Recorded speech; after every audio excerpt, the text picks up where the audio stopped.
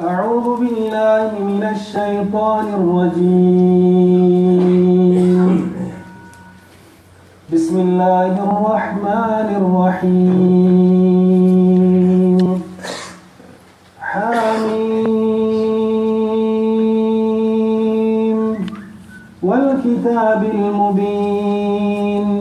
إنا أنزلناه في ليلة مباركة إنا كنا منذرين فيها يفرق كل أمر حكيم أمرا من عندنا إنا كنا مرسلين رحمة من ربك إنه هو السميع العليم رب السماوات والأرض وما بينهما إن كنتم موقنين لا إله إلا هو يحيي ويميت ربكم ورب آبائكم الأولين بل هم في شك يلعبون فارتقب يوم تأتي السماء بدخان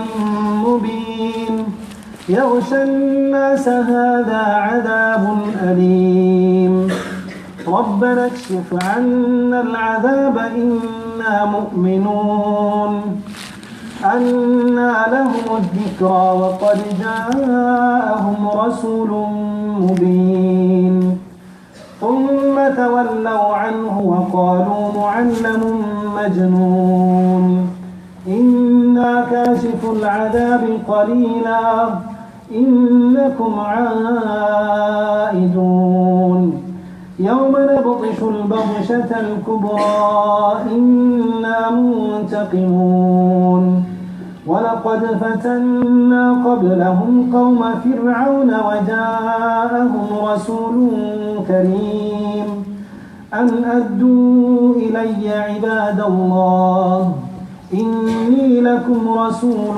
أمين وأن لا تعلوا على الله إني آتيكم بسلطان مبين وإني عذت بربي وربكم أن ترجمون وإن لم تؤمنوا لي فاعتزلون فدعا ربه أن هؤلاء قوم مجرمون فأسر بعبادي ليلا إنكم متبعون واترك البحر رهوا إنهم جند مغرقون كم تركوا من جنات وعيون وزروع ومقام كريم ونعمة كانوا فيها فاكهين كذلك وأورثناها قوما آخرين فما بكت عليهم السماء والأرض وما كانوا منذرين ولقد نجينا بني إسرائيل من العذاب المهين من فرعون إنه كان عاليا من المسرفين ولقد اخترناهم على علم على العالمين وآتيناهم من الآيات ما فيه بلاء مبين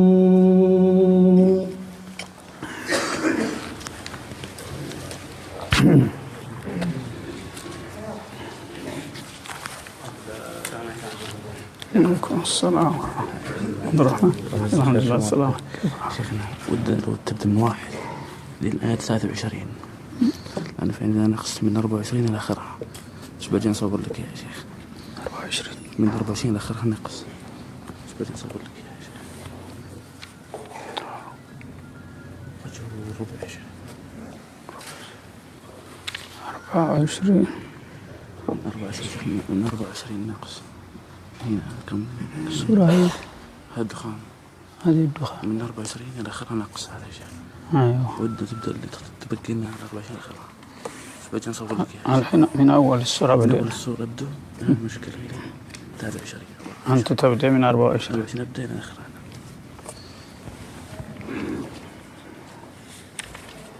طيب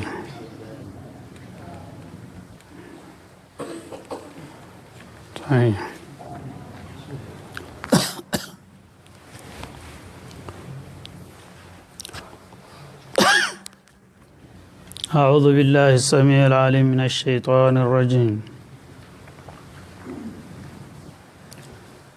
سورة الدخان مكية كما أسلفنا في المقدمة.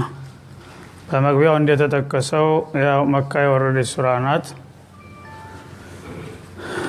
ይዘቷም ሁኔታዋ በሙሉ የሚያመለክተው የዛን ጊዜ ሁኔታ ነው ማለት ነው። እና አላህ Subhanahu Wa Ta'ala የተለያዩ ሱራዎችን ለተለያዩ ርዕሶች ልዩ ትኩረት ሰጥተው እንዳትቱ አድርጓል። ከነዛ ሱራዎች መካከል በዋነኝነት የሚጠቀሱ በአቂዳ ዙሪያ ሐዋሚሞች ናቸው። ሐዋሚሞች ሰባቱም ሐሚሞች በሙሉ ያው መካ ነው የወረዱት። ሁላቸውም በአቂዳ ዙሪያ ነው የሚያጠነጥኑትና ከነዛ መካከል ዛሬ ሱረቱ ዱኻን ባለ 59 አንቀጽ የሆነችውን ነው የምንጀምረው ማለት ነው። حاميم الله أعلم بمراده بذلك كما أسلفنا غير مرة. በተደጋጋሚ እንዳሳለፍነው ሐሚምና የመሳሰሉት ምህጻረ ቃላቶች ልዩ ትርጉም ከመስጠት ተቆጥቦ አላሁ አለም ብሎ ማለፉ ይመረጣል። والكتاب المبين اقسم بالكتاب المبين إلى الله سبحانه وتعالى ዋዊቱ ዋወል ቀሰም ናት። ወላሂ ስንል የምትመጣው አይነት ዋው ናት ማለት ነው። እና ኡክሲሙ የሚለው ቃል ታዋቂ ስለሆነ ብዙ ጊዜ ይወድቃል እና ዋዋ ስለምትጠቁመው ማለት ነው። ወልኪታቢል ሙቢን ማለት ወኡክሲሙ ቢልኪታቢል ሙቢን ነበረ ማለት ነው። ግልጽ በሆነው ወይም ገላጭ በሆነው ኪታብ እምልላችኋለሁ ይላል አላህ Subhanahu Wa Ta'ala። በቁርአን በራሱ እምላለሁኝ እያለ ነው። ኪታቡ ሙቢን ማለት ሐቅና ባጢልን ኸይርና ሸርን ኢማንና ኩፍርን የሚያብጠረጥረው ኪታብ ቁርአን ነው። ስለዚህ በዚህ ገላጭና አሳዋቂ በሆነው ኪታባችን እንምላለን ይላል አላህ Subhanahu Wa Ta'ala። አላህ በፈለገው ነገር ይምላል እና ቁርአን ትልቅ ቦታ ያለው ከመሆኑ የተነሳ ብዙ ጊዜ በቁርአን ይምልበታል ማለት ነው። እግር መንገዱንም የቁርአን ክብር ለማሳወቅና ለማንጸባረቅ አልሙቢን الذي يبين الحق والباطل እውነትንና ውሸትን የሚነጥልና የሚያብራራ በሆነው ኪታባችን እንምላለን ይላል። እሱ በፈለገው ይምላል። እኛ ግን ሰዎች ሙእሚኖች من كان حالفا فليحلف بالله او ليذر ተብሏልና ከአላህ ሌላ ባለ አንምልም ማለት ነው። ምን ማመል ከፋ ማማል ከፋለግን በኻሊቃችን በአላህ ብቻ ነው። ከዛ ውጭ ግን በማንም ነገር መማል ማን ሐለፈ بغير الله فقد اشرك او كفر የሚል ሪዋያ መጥቷልና ከአላህ ውጭ በሆነ ነገር መማል አይገባም ማለት ነው። አላህ ግን Subhanahu Wa Ta'ala ጌታ የለውም። ስለዚህ ወደታች ነው እሱ ማለት ነው። በፍጡሮቹ ወይም በራሱ ስም ይምላልኛ እንደምንመለበት ወአለበለዛም ከፍጡሮቹ ልዩ ቦታና ታሪክ ያላቸውን ነገሮች በሱ ዘንድ ያላቸውን ቦታና ክብር ለማሳየትና ለማንጸባረቅ ሲል ይምልባቸዋል። ከነዛ አንዱ ቁርአን አልዓዚም ነው ማለት ነው። ብዙ ጊዜ ደጋግሞ የሚምልበት እና በዚህ ገላጭ በሆነው ኪታባችን እንምላለን ካለ በኋላ በምኑ ላይ ነው የሚምለው? ቁርአን ከሱ የመነጨና ከሱ የመጣ መሆኑን ለማረጋገጥ በቁርአን እምላለሁ ቁርአን ከኔ እንደወረደ ያረጋግጣለሁ ይላል። ኢና አንዘልናሁ هذا القرآن الكريم ይሄ አሁን የምምልበትን ኪታብ እኛ በእርግጥ አውርደነዋል ይላል። في ليلة مباركة كثيرة الخير ጥቅሟ በርካታ በሆነች በተባረከች ሌሊት ይሄንን ቁርአን እንዲያወረርነው በመመስከር እናረጋግጣለን ይላል። ኢና ኩና ሙንዚሪን እኛ በዚህ በኪታብ አማካኝነት የሰው ልጆችን አስጠንቃቂዎች ነንና ያለፉት ኡማሞች በተለያዩ ነብያቶች ስናስጠነቅቅ እንደቆያን ሁሉ አሁንም ደግሞ እቺ ኡመተል ኢስላምን ለማስጠንቀቅ ስንል ይሄን ቁርአን በነብዩ ላይ ያወረነው በእርግጠኝነት እኛ መሆናችንን እናረጋግጥላችኋለን በማለት ቁርአንን አላህ Subhanahu Wa Ta'ala በቀጥታ ለነብዩ መሐመድ አለይሂ ሰላቱ ወሰለም እንዲያወረደላቸው በቃለ መሐላ እያረጋገጠ ይመሰክራል ማለት ነው። እና ለይለተ ሙባረካ ማለት ለይለተ ቀድር ናት። በሌላው ቦታ ራሱ እንደፈሰረው ማለት ነው። ለይለተል ቀድር ደግሞ የምትገኘው በረመዳን ነው። በሌላ ቦታ شهر رمضان الذي انزل فيه القرآن ይላል ቁርአን የተወረደው በረመዳን ወር ነው ሲል ወሩን ወሰነልን ማለት ነው። እንደገና ደግሞ ያቺ ረመዳን ወር ውስጥ ደግሞ በየትኛው ሌሊት የሚለውን በዚህኛው في ليلة مباركة በሚል ገለጠው በዚህ ሱራ ላይ ማለት ነው። እንደገና ያቺ ለይለተል ቀድር የምትባለው ምን ያህል ቀድር ከብር እንዳላት ደግሞ ራሱን የቻለ በዛው የተጠራ ስም ሱረቱል ቀድር የምትል ወረደችና በእነዚህ በሶስቱ ቦታዎች ቁርአንና ረመዳን ምን ያህል ግንኙነት እንዳላቸው በዚህ ሌሊት አላህ Subhanahu Wa Ta'ala ለኡመተል ኢስላም ቋሚና ዘላቂ የሆነው መመሪያ እንዳወረደላቸው ያረጋግጥልናል ማለት ነው። ስለዚህ ለይለተ ሙባረካ ማለት ለይለተል ቀድር ናት። ለይለተል ቀድር የምትገኘው በረመዳን ነው እና ረመዳን ደግሞ የጾም ወር ሆኖ የተመረጠው ለዚሁ ነው ማለት ነው። በተለምዶ ለይለተ ሙባረካ ማለት ኒስፍ ሻዕባን ነው የሚሉ ሙብተዲዖች አሉ። ያን መጠንቀቅ አለብን። በዛ ዙሪያም የተጻፉ መጽሐፎች አሉ መውዱዓት የሆኑ ማለት ነው። ስለዚህ ነሰል ቁርአን ጋራ በቀጥታ ስለሚላተሙ እነዚህ ነገሮች ተቀባይነት የላቸውም እና በተለምዶ በአገራችን በሱፊያው ዓለም ሻዕባን ኒስፍ ሻዕባን 15 ቀን ላይ ጡመው ይውሉና ለማታ ደግሞ ልክ ድግስ ፌስታ ይደረጋል ማለት ነው። በዛ ቀን የተደሰተ ሰው አመት እስከ አመት ድረስ በደስታ በጥጋብ ይኖራል የሚል ልማዳዊ አባባል አለ ማለት ነው። ይሄ አይደለም። አላህ Subhanahu Wa Ta'ala ለይለተ ሙባረካ ቁርአን የወረደባት ሌሊት ናት፣ እሷም በረመዳን ውስጥ ናት እያለ እንደገና በረመዳን አይደለም ሻዕባን ነው ብሎ ማወናበድ አላህን ማስተባበል ስለሆነ ከእንዲህ አይነት አስተሳሰብ መራቅ ይኖርብናል ማለት ነው። فيها يفرق كل امر حكيم በዚህ በሌሊተ ሙባረካ በሌሊተል ቀድር አማካይነት አመት እስከ አመት ድረስ በአላህ ዘንዳ መወሰን ያለባቸው ነገሮች የሚወሰኑና በአለም ዙሪያ የሚሰራጩባት እለት ናት ይላል ማለት ነው። እና ይህች ሌሊተል ቀድር የተባለች ልዩ ቦታ ያላት ናት። ያው በሱረቱል ቀድር ራሱ እንደገለጠው አልፍ የሸህር አላህ Subhanahu Wa Ta'ala ለይለቱል ቀድር خير من ألف شهر በሚለው አንዷ ሌሊት በሺህ ወራት ተወዳድራ ሺህ ወራት የምትበልጥ መሆኗ ማለት ነው። ሺህ ወራት ያክል ሳይሆን ሺህ ወራት በላይ ናት ብሏል ማለት ነው።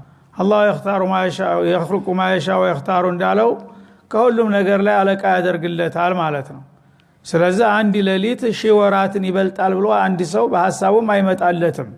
ግን አላህ Subhanahu Wa Ta'ala ይችን ሌሊት ምን ያህል እንዲያላቃትና እንዲያከበራት ሲገልጥና ሲያሳውቅ ይቺ የተከበረች ልዩ ሌሊት የምትባለው ለይለተል ቀድር ከሺህ ወራት እንደምትበልጥ ገለጸልን ማለት ነው። በዛች እንግዲህ በመወሰኛ ሌሊት አላህ Subhanahu Wa Ta'ala يفرق كل امر حكيم አለ። አምር ሙህከም ማለት ነው። ይግባኝ የማይገባው የጸናና የጸደቀ ውሳኔ ሁሉ የሚተላለፍበትና በአለም የሚሰራጭባት እለት ናት ይላል። እንግዲህ አላህ Subhanahu Wa Ta'ala ዓለምን ከመፍጠሩ በፊት አስቀድሞ በአለም ላይ የሚሆነውን ነገር ሁሉ ወስኖ በለውሐል ማህፉዝ ዘግቦ አስቀምጦታል። 50 ሺህ ዓመታት በፊት ዓለም ሳይፈጠር ብላንና ቅዱ ወጥቶ በአለም ላይ በአጠቃላይ የሚሆነው ነገር ሁሉ ተወስኗል ማለት ነው። ከዛ በኋላ ደግሞ በየአመቱ የቅድ እንደሚባለው ለየአመቱ የሥራ መመሪያ ይወጣል። ያ የሥራ መመሪያ የሚወጣውና በአለም የሚሰራጨው ከለውሐል ማህፉዝ ተቀርቶ ለሚቀጥለው አመት ከዚህ እለት እስከዚህ እለት ድረስ ተብሎ መመሪያ የሚሰጠው በአለም ዙሪያ በዚህ በሌሊተል ቀድር ነው፣ በሌሊተ ሙባረካ ማለት ነው።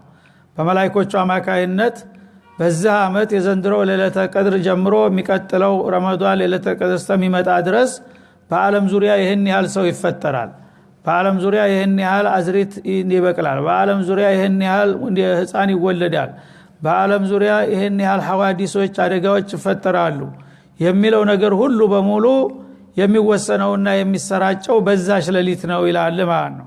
ሐኪም ማለት ሙህከም ማንም የማይሽረው የማይሸረሽረው ይግባኝ የማይመለከተው ያለቀለት ውሳኔ ሁሉ አመት እስከ አመት በዛች ሌሊት ነው ወስነን የምናሰራጨው ይላል አላህ Subhanahu Wa Ta'ala።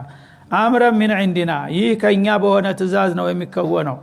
እንግዲህ ማንም አማካሪና እሱን አደራዳሪ የለውም አላህ Subhanahu Wa Ta'ala በአመቱ ውስጥ መከሰት ያለባቸውን ነገሮች ሁሉ ወስኖ ለሚመለከተው ክፍል ለመላእክቶች ያሰራጫል ማለት ነው ከኛ በሆነ ትእዛዝ ማንንም ይሄንን ጉዳይ የሚያገባው የለም በአለም ዙሪያ እኔ ሁን ያልኩት በሙሉ ይሆናል እኔ አትሁን ያልኩት ይቀራል ማለት ነው ኢና ኩና ሙርሲሊን እና በዚህ መልክ ይሄን የመሰለ ትእዛዝና መመሪያ ያዘለ ኪታባችሁ የወረደው በተባረከችው ሌሊት ነው እኛ ወትሮውንም ለሰው ልጆች ጠቃሚ የሆነ መመሪያ አውራጆች ነንና በዛ መሰረት ለቀዳሚዎቹ ህዝቦች መልእክት ስናስተላልፍላቸው እንደቀየኑ ሁሉ እናንተም በተራችሁ ወጉ ይድረሳችሁ ይሄን የመሰለ ድል ከንላችኋል በማለት ጸጋውን ያሳውቃልና ይመጻደቃል ማለት ነው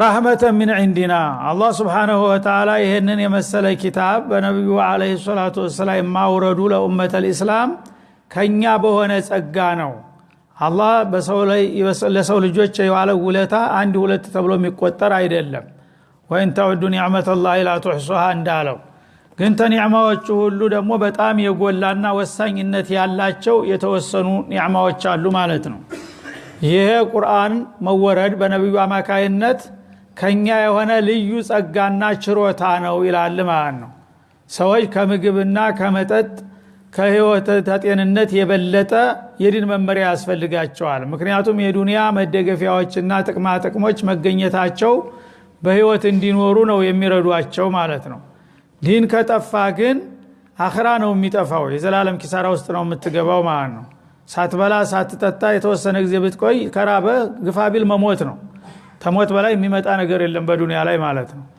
ዲንን ካጣ ግን ሂዳያ ጠፋ ማለት ነው ሂዳያ ካጣ ደግሞ የዘላለም ኪሳራ ውስጥ ገባ ለጀሃነም ተጋለጥክ በጀሃነም ውስጥ ሞትም አይገኝም እና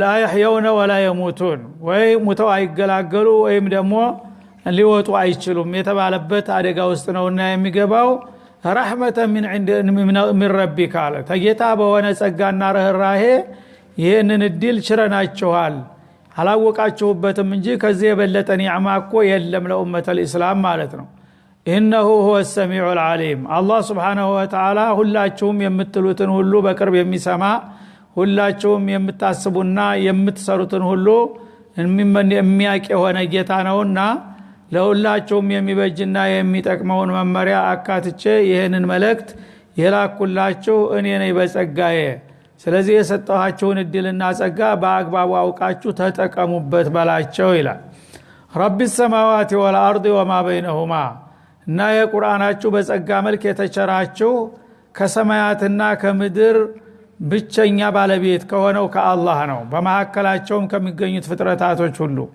እንግዲህ ሁሉም ሰማያቶች የአላህ ንብረቶች ናቸው ያስገኛቸውም የሚያኖራቸውም ሲፈልግ የሚያጠፋቸውም እሱ ነው በመሐከላቸው ያሉ ልቆ መሳፍርት የሌላቸው በየብስም ሆነ በባህር ውስጥ ተቆጥረው የማይዘለቁ የነፍሳትና የእንስሳት የእጽዋት አይነቶችም የሱ ንብረት ናቸው እሱ ነውና ያስገኛቸው ማለት ነው ከዚህ አይነቱ ኃያልና ታላቅ ጌታችሁ የተቸረ ጸጋ ነው ኢን ኩንቱም ሙቂኒን እውነቱን ለመረዳት የምትፈልጉ ከሆናችሁ ከእንዲህ አይነቱ ኃያልና ቸር ጌታችሁ ነው የእድል የተሰጣችሁ ስለዚህ የተሰጣችሁ እድል አውቃችሁ በአግባቡ ተጠቀሙበትና ተገልገሉበት በማለት አላህ Subhanahu Wa Ta'ala የዋለልን ውለታ ያስገነዝበናል ማለት ነው እና በተውሂድ الربوبية ወደ ተውሂድ الالوهية እያሸጋገረን ያለው ሰዎች እንግዲህ እያንዳንዳቸው ራሳቸውን ቆም ብለው ቢያስቡ የዛ ዓለም ባለቤት ማን ነው የሚለው ጥያቄ ሁሉ ጊዜ በሰው ህሊና ውስጥ የማይጠፋ ነገር ነው ከራሱ ይጀምራል ለመሆኑ እኔ ዛሬ 50 ዓመት በፊት አልነበርኩም ከዛ በፊት የት ነበርኩኝ ማን ነው ያመጣኝ የሚለው ጥያቄ አቂል የሆነ ሰው ሁሉ ጊዜ ይመጣበታል ማለት ነው እና ደግሞ ከ80 ዓመት በፊት ወላጆችም አልነበሩ እነሱ ማን አመጣቸው ከዛ በፊት ደግሞ የነበሩት እንደዛው ይያለው ሙሰልሰል ነው ስለዚህ ለዚህ ጥያቄ መልስ የሚሰጠው ቁርአን ነው ማለት ነው እና እነዚህ ነገሮች አላህ Subhanahu Wa Ta'ala እንግዲህ በሰማይና በምድር መካከል ያሉ ፍጥረታቶችን ሁሉ ያስገኘው የሚቆጣጠረው የሚያስተዳድረው የሚሽረው የሚሾመው የሚጎዳው የሚጠቅመው እሱ ብቻ ነውና ከእንዲህ አይነቱ ኃያልና ብቸኛ አምላካችሁ የተላከ ጸጋ ነው ይሄ ቁርአን የሚባለው ነገር እና በዚህ በመለክቱ ተተጠቀማችሁ እኔ ጋር ያላችሁ ግንኙነት ጤናማ ያማረ የሰመረ ይሆናል። ያኔ ይቺ አንድ ሰሞኗ መደሰቻ ብቻ ሳትሆን እስከ ወዲያው ድረስ ዘላለማዊ ጽድቅና እድልን ታገኙበታላችሁ በማለት የላከልንን ጸጋ ያስተዋውቀናል ማለት ነው። እንኩንቱም ሙቂኒን ማለት እውነት የምትፈልጉ ከሆናችሁ ከዚህ ውጭ በሙሉ ውሸት ነው ማለት ነው። ከአላህ ሌላ ለዓለም ባለቤት አላት፣ ጠባቂ አላት፣ ተቆጣጣሪ አላት የሚል ካለ ይሄ በከንቱ ነው የሚባዝ ነው። እውነቱን ከፈለጋችሁ አማራጭ የሌለው ጌታ ረቡ ሰማዋት ወልአርድ አላሁል ዋሂዱል አሐድ ብላችሁ ማመን ይኖርባችኋል። ላኢላሃ ኢላሁ ላ ማዕቡድ ሲዋሁ ቢሐቅ በእውነት ተሱ በስተቀር ማንም ሊገዙት የሚገባው ነገር የለም። ከሱ ሌላ የሚገዙ ካሉ የሚገዙት በውሸት በከንቱ ነው ማለት ነው። በእውነት ሊመለክ የሚገባው አንድ አላህ ብቻ ነው። ዩህይ ወዩሚት እሱም ብቸኛ የዓለም ባለቤት ለመሆኑ የሚያረጋግጥበት የዕለት ተዕለት ክስተቱ ምንድነው ብትሉ ዩህይ ማ የሻ የፈለገውን ሁሉ በየዕለቱ ይፈጥራል፣ ሕያው ያደርጋል። ወዩሚት እንደገና ደግሞ የፈለገውን በሞት ይጠርገዋል በየዕለቱ ማለት ነው። ይህን የሚያደርግ ማን አለ?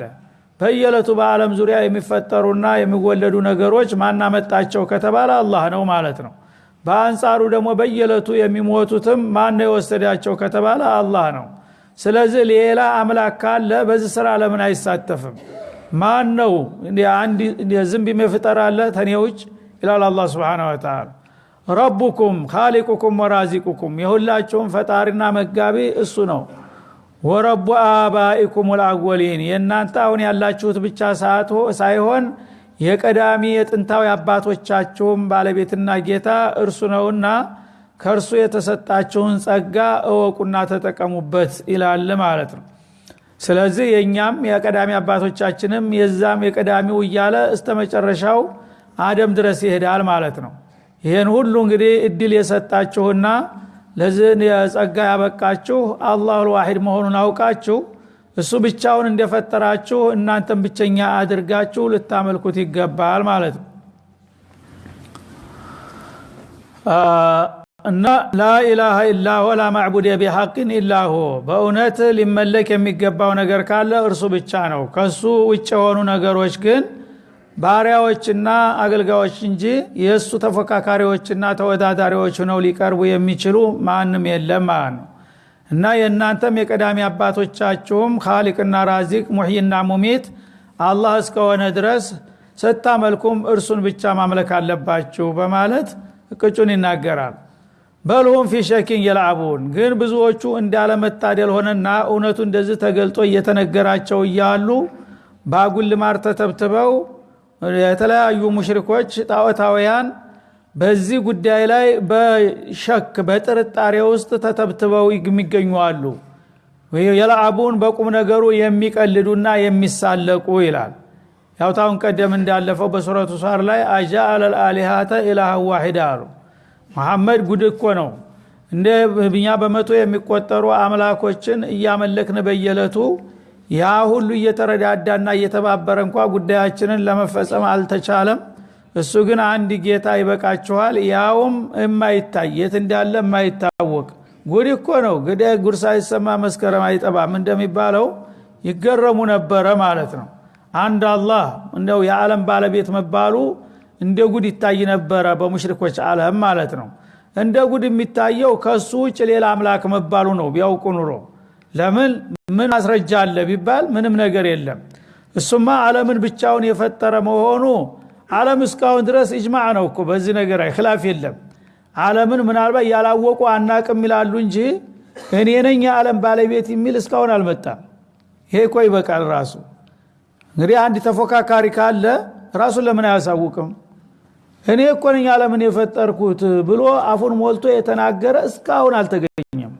አንድ ሰው እንኳን ሰፈር ያለ እንግዲህ ውሸቱን መናገር ይችላል። ውሸቱን እንኳን አልሞከረም እስካሁን። ፊርዓውን ነው ትንሽ የሞከረው እና ፊርዓውን ደግሞ ለዓለም አላለም ለግብፃውያን ጌታ ነኝ አለው። ማዓሊምቱ ለኩም ሚን ኢላሂን ገይሪ ሙኻጠቦቹ መስሪዮች ናቸው። እና አነ ረቡኩም አልአላ ያለውም ለዛ ለግብፅ ሰዎች እንጂ ለአፍሪካ እንኳን አይደለም ማለት ነው።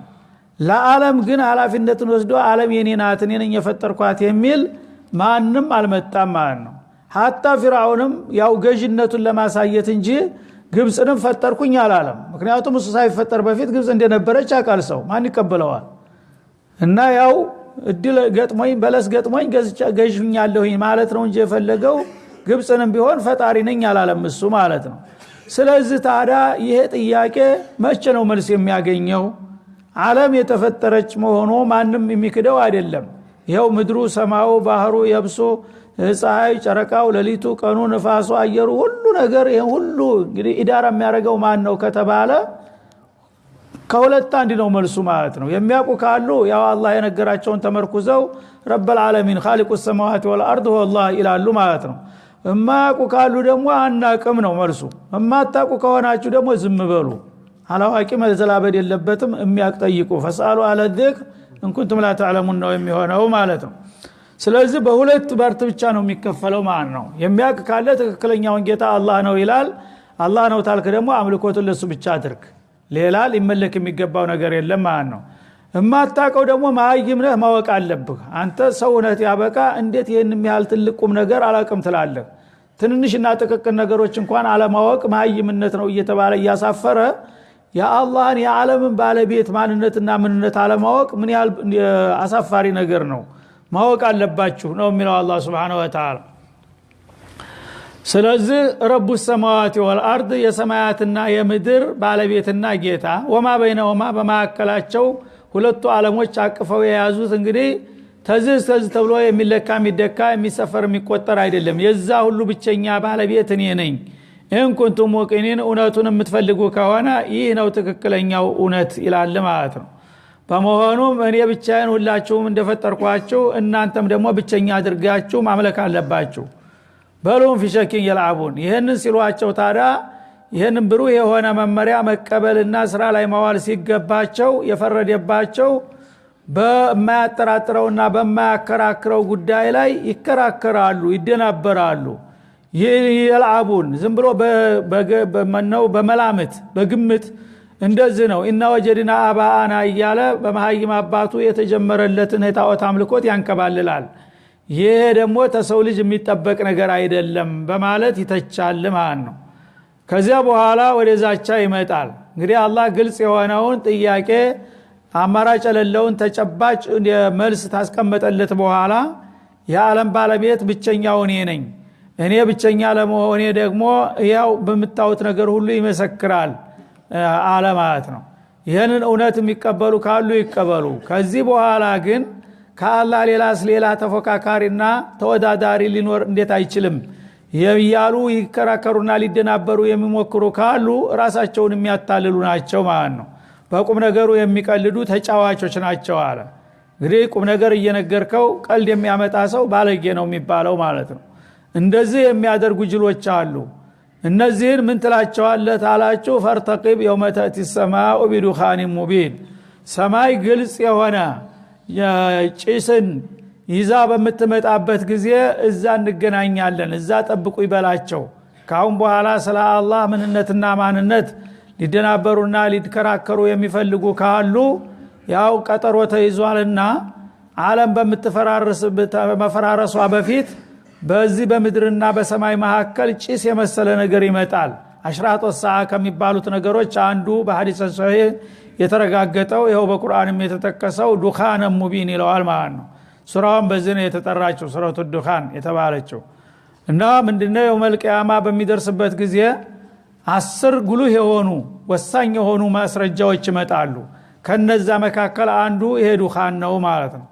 ዱኻን ከየት እንደሚነሳ አይታወቅም። ልክ እንደ ጉም ዓለምን ያጥለቀልቃል። ሰው በቃ ፊት ለፊት ያለውን ነገር ማየት እስከሚያቅተው ድረስ ዳር እስከ ዳር ዓለም በጭስ ትሞላለች ማለት ነው።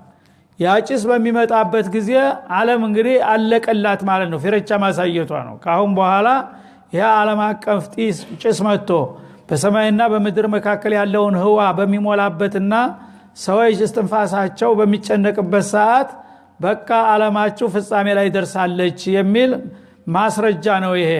ያ ቀን ይመጣላችኋል። ዛሬ በሰላማዊ በጤንነቱ ናችሁ የምነግራችሁ የማይዋጥላችሁ ካላችሁ ያ አስጨናቂ የሆነ ጭስ በሚመጣ ጊዜ ምን እንደማረግህ ያኔ እንገናኛለንና እሱን ጠብቅ ምነግርህን ማትሰማ ከሆነ ይላል ማለት ነው። يغش الناس እና ያ ከባድ የሆነ ጭስ ሰዎችን በያሉበት ይሸፍናቸዋል ያጥለቀልቃቸዋል። هذا عذاب أليم እና ይሄ አሳማሚ የሆነ ቅጣት ነው ተብሎም ይነገራቸዋል በመላእክቶች ማለት ነው። እንግዲህ ጭሱ ከየቦታው ይመጣና ዓለምን ቀውጥ ያረጋታል ዳር እስከ ዳር። ሰዎች ንጹህ አየር ያጣሉ ይጨነቃሉ እስትንፋሳቸው ይቆራረጣል ማለት ነው። ያኔ መላእክቶች ደግሞ هذا عذاب أليم ይሄ እንግዲህ ስትሰሩ ስታጠፉት በነበራችሁት ነገር ከተደገሰላችሁ ቅጣት የመጀመሪያው ድራሾታችሁ ነው። ይሄ አሳማሚ የሆነ ቅጣት ነው ቅመሱት የሚል መግለጫ ይሰጣል ማለት ነው።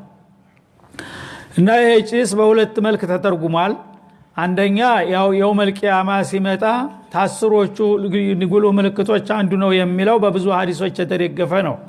ሁለተኛው በአብዱላህ ኢብኑ መስዑድ በኩል የሚባለው ዱኻኑ ሙቢን ማለት ወደፊት የሚመጣውን የቂያማ ቀኑን ሳይሆን ካሁን ቀደም ያለፈ የንዑስ የሆነ ዱኻን አልፏል በመካ ከተማ ላይ ያንን ለመጠቆም ነው ብለው ፈስረዋል ማለት ነው። ማለት ምን ማለት ነው? ነብዩ አለይሂ ሰላቱ ወሰለም በመካ ከተማ ዳዕዋቸውን በሚጀምሩበት ጊዜ ሙሽሪኩል አረብ አሳጢሩል አወሊን ሽዕር ካህና እያሉ ያብጠለጥሉ ጀምር ቁርአንን ነብዩንም እንዳጎናባጅ እንዳታላይ ተደርገው የተለያዩ እንግዲህ ትችቶች ሰነዝሩባቸው ነበር ማለት ነው። ያኔ ተዛሬ ተነገ ምናልባት ይራራሉ ይስተካከላሉ ብለው ቢጥሩም እነሱ እየገረሩ ሄዱ ማለት ነው። ከዛ ምን አሉ? اللهم اعنا عليهم بسنين كسن يوسف አሉ ረሱል። እነዚህ ሰዎች በጥጋብ በደስታ በጸጋ ነው የሚኖሩት። አላህ Subhanahu Wa Ta'ala ያው የመካን ከተማ በአለም የታፈረች ተከበረች አድርጎ የውጭ ወራሪም ሲመጣ የሚከላከልላት እንኳን በቃ ኃይል በሌለበት ጊዜ በአዋፍ አስከበራት። ስለዚህ አሉላህ ይባሉ ነበር ሙሽሪኩል አረብ ያላህ በተሰቦች ናቸው እነሱም በመጥፎ ያሰበ ይጠፋል እየተባሉ ተከብረው ይኖሩ ነበር ማለት ነው። ያንን እንግዲህ እድል ተጠቅመው እንደሱ ጌታን በማመስገን ፈንታ 360 ታወት ደርድረው ለነሱ ሲሳለሙ ይውሉ ጀመር ማለት ነው። ያኔ ይሄ ነገር አይጠቅማችሁም ተው ተሳሳታችሁ ወደ ጌታቸው ወደ ኻሊቃቸው ወደ አላህ ተመለሱ እሱን ብቻ አምልኩ የሚለውን ቃል ነብዩ ደጋግመው በተናገሩ ቁጥር እሳቸውን ደግሞ አይነህ ላፈሪሉ ጀመር ማለት ነው። ያኔ እነዚህ ሰዎች እንግዲህ በጥጋብ አላህ ወዶልን መስሏቸው ነው ያን ሁሉ 360 ታወት ደርድረው ኑሯቸው ተመቻችቶላቸው በቀንጦ ሲኖሩ ትክክለኛ ሃይማኖት ላይ ያለን መስሏቸው ነውና ሹብሃ የሆነባቸው አላህ ቢቆጣና ቢጠላንማ ኑሮ ይሄን ሁሉ ሀብትና ጤንነት መች ሰጠን ነበረ ብለው መከራከር ስለጀመሩ ያንን ቅሬታውን ለማሳየት አላህ Subhanahu Wa Ta'ala ማስጠንቀቂያ ሰጣቸው ማለት ነው። ነብዩም ይሄ ነገር ጌታ እስካሁን ድረስ መልእክት ስላላከላችሁ ማስጠንቀቂያ ስላልደረሳችሁ ነው እንጂ እናንተ የምታደርጉትን ነገር ወዶና ፈቅዶ እንዳላደለ የታወቀ ጉዳይ ነው። ካሁን በኋላ ግን በዚህ ሁኔታ እንቀጥላለን ካላችሁ የአላህን ቁጣ ታመጣላችሁ ብለው በሚያስጠነቅቋቸው ጊዜ ያመጣውን አንተ አስኪታ አለና ከሰበ من السماء አሉ። ያኔ አላህ Subhanahu Wa Ta'ala ፈርተቂብ يوم تأتي السماء بدخان مبين እና እነዚህ ሰዎች በጣም ጥጋብ ወጥሯቸዋልና እኔ የምነግራቸው ነገር እውነት አልመሰላቸውም። የጥጋባቸው ሲበርድላቸው ምናልባት ቆም ብለው ሊያስቡ ይችሉ ይሆናልና እስቲ የተወሰኑ አመታቶች ድርቅ አርግና በነብዩላህ ዩሱፍ ጊዜ ግብፃውያንን እንዲያሽመደምርካቸው በኢኮኖሚ ድቀት እነዚህንም አቅማቸውን አሳውቅልኝ ብለው በመጠየቃቸው የድርቅ አመታቶች መጡ በመካ ከተማ ላይ ማለት ነው እና በዙሪያው ላይ እና ብዙ አመታቶች ዝናብ የሚባል ነገር ጠብ ሳይል ግመሎች አለቁ የተምር ግንድ ደረቀ ሚላስ የሚቀመስ ጠፋ እና የወትሮ የጫማ በጥጣሽ ከቁሻሻ ቦታ እየፈለጉ ያን እየቀጠቀጡ አጥንት እየቀጠቀጡ እስከሚበሉ ድረስ ማለት ነው ህዳቸውን አዩ። ያኔ ራቡ እየጠናባቸው ሲመጣ ሰው ራቡ ሲይዘው ሰውነቱ ይከዳዋል ማለት ነው ይከሳል ይተራመታል አይኑ ማየት ያቀተዋል። አይኑ እንደዚህ ገልጦ አየር ለማየት ሲፈልግ አየሩ በጭስ የተሞላ ይመስለዋል ጭስ የለም የራቡ ጦስ አይንህ ይቦዛል ማለት ነው። የአይንህ መስታወት ይዝግና ያው የጥቁር ነዛራ ስተገ አገሩ ሁሉ ጥቁር ይሆናል አይደል እንደዛ ኸያል ማለት ነው። እና አይናቸው ስለቦዘ እንደዚህ ሲያወት አየሩ በሙሉ አመድ መስሎ ነው የሚታያቸው ማለት ነው። አይታያቸውም ስለዚህ እርተቂው የውመታት ይሰማው ቢዱኻን ሙቢን ይላል በሐቂቃ ጭስ የለም ግን አይናቸው ስለተበለዘና እንትን ስላለ ሰማይ በሙሉ ተሰማይ እስከ ምድር ድረስ ያለው አየር በጣም ደንዳናና ድርብርብ በሆነ ዳመና የተሞላ ይመስላቸዋል ያኔ መሰለ ቀን ይመጣላቸዋልና ያኔ አቅማቸውን ያቃሉ ስንጠብቅ አለ አላህ Subhanahu Wa Ta'ala ለነብዩ ድጋፍ መስጠቱ ነው ማለት ነው እና በዛ መልክ እንግዲህ በአየር ላይ እንኳን አይኑን ገልጦ ለማየት የማይችልበት ደረጃ ላይ ሲደርስ በግዱሽ መደመድና ግደል ለማንተ ባልከው እንስማማለን እንወያያለን ጌታ ለምንልን እናሰኛቸዋለን አለ እንዳለው ማደረገ በሚያደርግ ጊዜ ሽማግሌ ላኩ ማለት ነው እባክህ አትፍጀን በራብ ያው ጌታ እንዳልከው ተቆጥቶ በራብ ሊፈጀን ከሆነ እኛ በቃ ይሄንን ስታችን እናርማለን አንተ ጋራ ተወያይተን መሆን ያለበት እናረጋለን ለጊዜው ግን አቁምልን ብለህ ጌታ ለምን ብለው መተው እስከሚንበረከኩ ድረስ ማለት ነው እና ያንን ነው ቢዱኻን ሙቢን ያለው ብለው ይፈስራሉ አብዱላህ ኢብኑ መስዑድ ማለት ነው ያ እንደተጠበቀ ሆኖ ግን እዚህ ላይ በአብዱላህ ኢብኑ አባስ የሚመራው ሌላው የቡድን ቢዱኻን ሙቢን ያለው ቅድም መግቢያው ላይ እንዳልነው የኸያሉ ጭስ ሳይሆን ተጨባጭ ሆነው የውመል ቂያማ መባቻ ላይ የሚመጣው ያስሩ ወሳኝ ምልክቶች አካል የሆነው ጭስ ነው ያ የሐቂቃ ጭስ ነው እንደገና ጀዚረተል አረብ ወይ መካ አካባቢ ሳይሆን ዓለምን በሙሉ የሚያካትተው ነው ማለት ነው ስለዚህ የሚመረጠው ገና ወደፊት ይመጣልና የሚባለው የመጨረሻው ጭስ ነው ማለት ነው የውመል ቂያማ በሚመጣበት ጊዜ መጀመሪያ ፀሐይ በምዕራብ እንደገባይ በምዕራብ ትወጣለች ዛሬ በየቀኑ በመስራቅ ትወጣለች በምዕራብ ትገባለች ከለታት አንድ ቀን ግን እንደዛሬ በጁሙአ ዕለት ሰዎች እንደተለመደው በመስራቅ ትወጣለች ብለው ሲጠብቁ በገባችበት በምዕራብ ትመጣለች ማለት ነው ያ እንግዲህ የዓለም ፍጻሜ መሆኑን ማሳያ ነው ማለት ነው ከዛ ዳበቱል አርድ የምትባል እንስሳ ትወጣለች በጣም ግዙፍ የሆነች እንስሳ መካ አካባቢ በይነ ሶፋ ወልመርዋ መሬትን ፈነቃቅላ ትወጣና እንደ ሰው የምትናገር የምትጽፍ እንዳውም እያንዳንዱ ሰው በግንባሩ ላይ ሁያውን የምትለጥፍለት ማለት ነው አንተ ካፊር አንተ ሙስሊም አንተ ሙናፊቅ እያላይ ማህተም ትመታለታለች ማለት ነው ከዛ በኋላ የሰው ልጅ አለቀለት እድሉ ከወሰነ ተውባ እንኳን የማድረግ እድል የለም ማለት ነው ከዛ ዱኻን ሙቢን ጭስ እንዳለ ዓለምን ያጥለቀልቃል ሰዎች ትንፋሽ መተንፈስ ያቅታቸዋል ማለት ነው እንደገና ደጃል የሚባል ፈታኝ የሆነ ሰው ጌታ ነኝ ብሎ ይነሳል ዓለምን ይወራል እንደዚህ ያሉ እንግዲህ የተለያዩ ክስተቶች በአንድ ሰሞን ተግተልትለው ይመጣሉ ማለት ነው እንደውም ደግሞ እሳት ይወጣል የመን አደን ከተማ አካባቢ ላይ ተምድር ላይ እሳተ ጋሞራ የመሰለ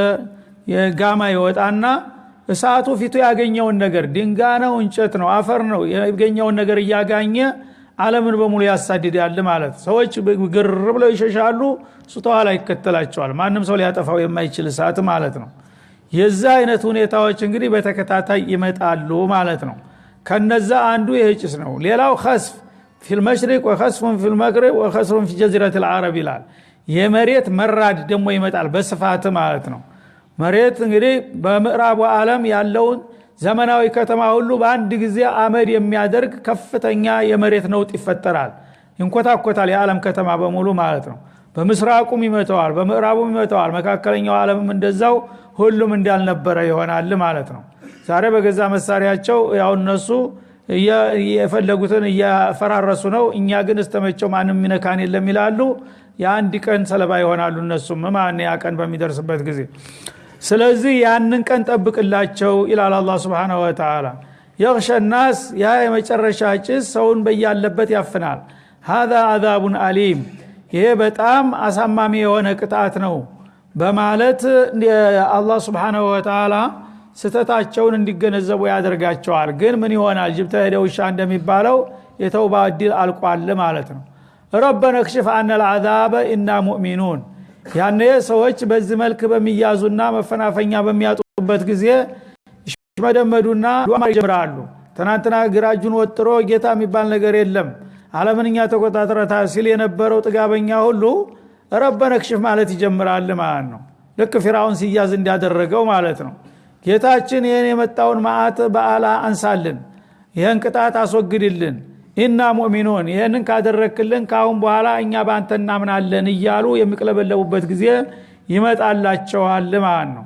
አና ለሁም الذክራ አለ ከይፈ ለሁም الذክራ እና ቀደም ሲል ለብዙ አመታት ነብያቶችን እያወረርኩና ኩቱቦችን እያወረርኩኝ ወደ ፍቃዴ ስጠራቸውና ስጋብዛቸው ጆሮ ዳባ ሊበስሉ ከርመው ዛሬ እንደገና ሲያዙ እንመለሳለንና እናምናለን ይሉኛል እንዴ? ምን አይነት መመለስ ምን አይነት መመከር አላህ ሲሳለቅባቸው። አሁንም አልቋል። ያው ዛሬ ተለምናቸዋል፣ ተአባብለናቸዋል፣ እንቢ ብላቸዋል። ካሁን በኋላ ተውባ እናረጋለን ብትሉ የተውባ እድሉ ተቃጥሏል። ዛሬ መመለሻ መደራደሪያ ጊዜ አይደለም፣ ቅጣት መቀበያ ብቻ ነው ይላል።